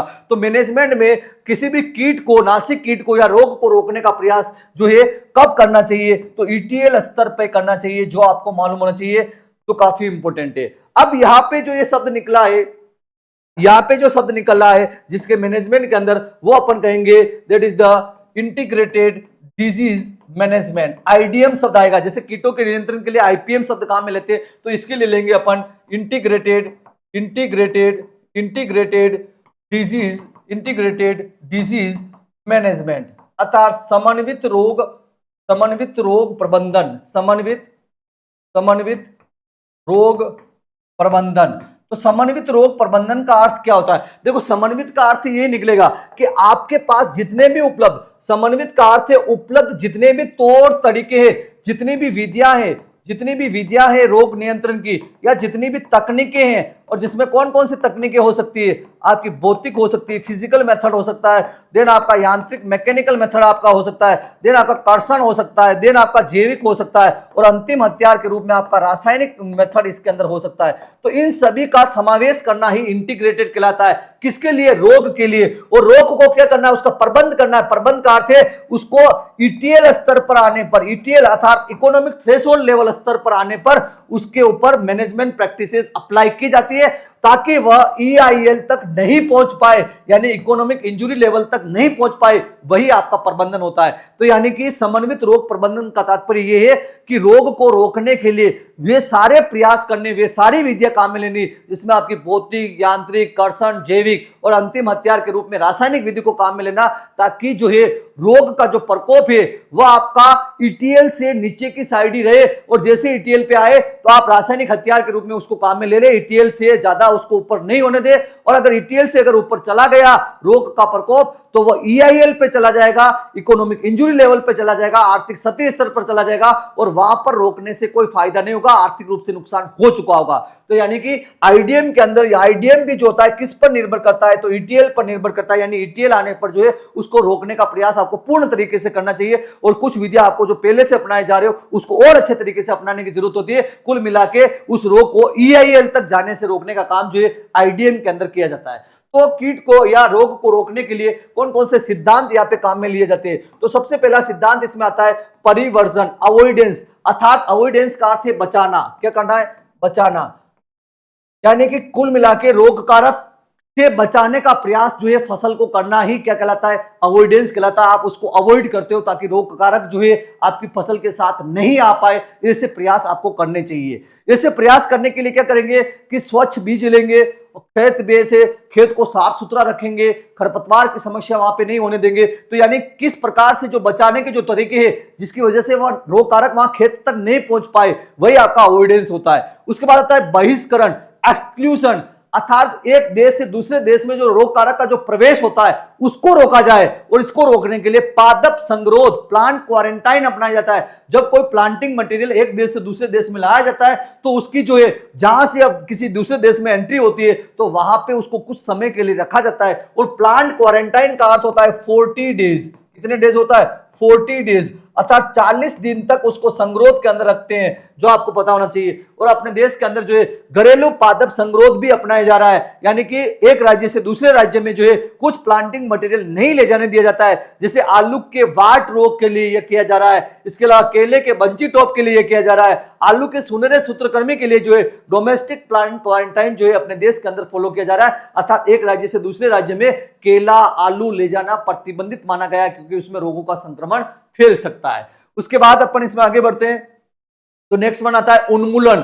उन्मूलन यानी उस रोग को हटाना, और रोग का उन्मूलन करने के लिए कर्षण विद्या अपनाना, ग्रीष्मकालीन गहरी जुताई होगी या प्रतिरोधी किस्मों की बुवाई हो गई। इसके बाद भौतिक विद्या अपनाना, यानी तापमान का प्रयोग करना, आर्द्रता का प्रयोग करना न। इसके बाद जैविक विद्या अपनाना, और जैविक विद्या के रूप में जैसे अपन ट्राइकोडर्मा नाम का जो पाउडर होता है वह मृदा जनित हानिकारक कवक को नष्ट करने का काम करता है। इसके अलावा सूडोमोनास फ्लोरोसेंस का प्रयोग करना, और रासायनिक विधियों के रूप में अलग अलग प्रकार के रसायन जैसे कवकनाशी हो गए, जीवाणुनाशी हो गए, और जो वायरस के केस में अपन कीटनाशी का प्रयोग करते हैं तो उनका प्रयोग करके उस रोग के उन्मूलन करने का कार्य जो है इसके अंदर किया जाता है। इसके बाद रक्षण या बचाव, तो रक्षण या रोग नहीं लगे इसके लिए आपको बीजोपचार करना है, और बीजोपचार करने के लिए अपन तरीका FIR यानी फंजीसाइड, इंसेक्टिसाइड और राइजोबियम कल्चर से बीजों को उपचारित करके बुवाई करनी चाहिए। बुवाई एवं कटाई के समय में थोड़ा बहुत परिवर्तन करके भी जो है रोगों से बचाया जा सकता है, जो आपको ध्यान होना चाहिए।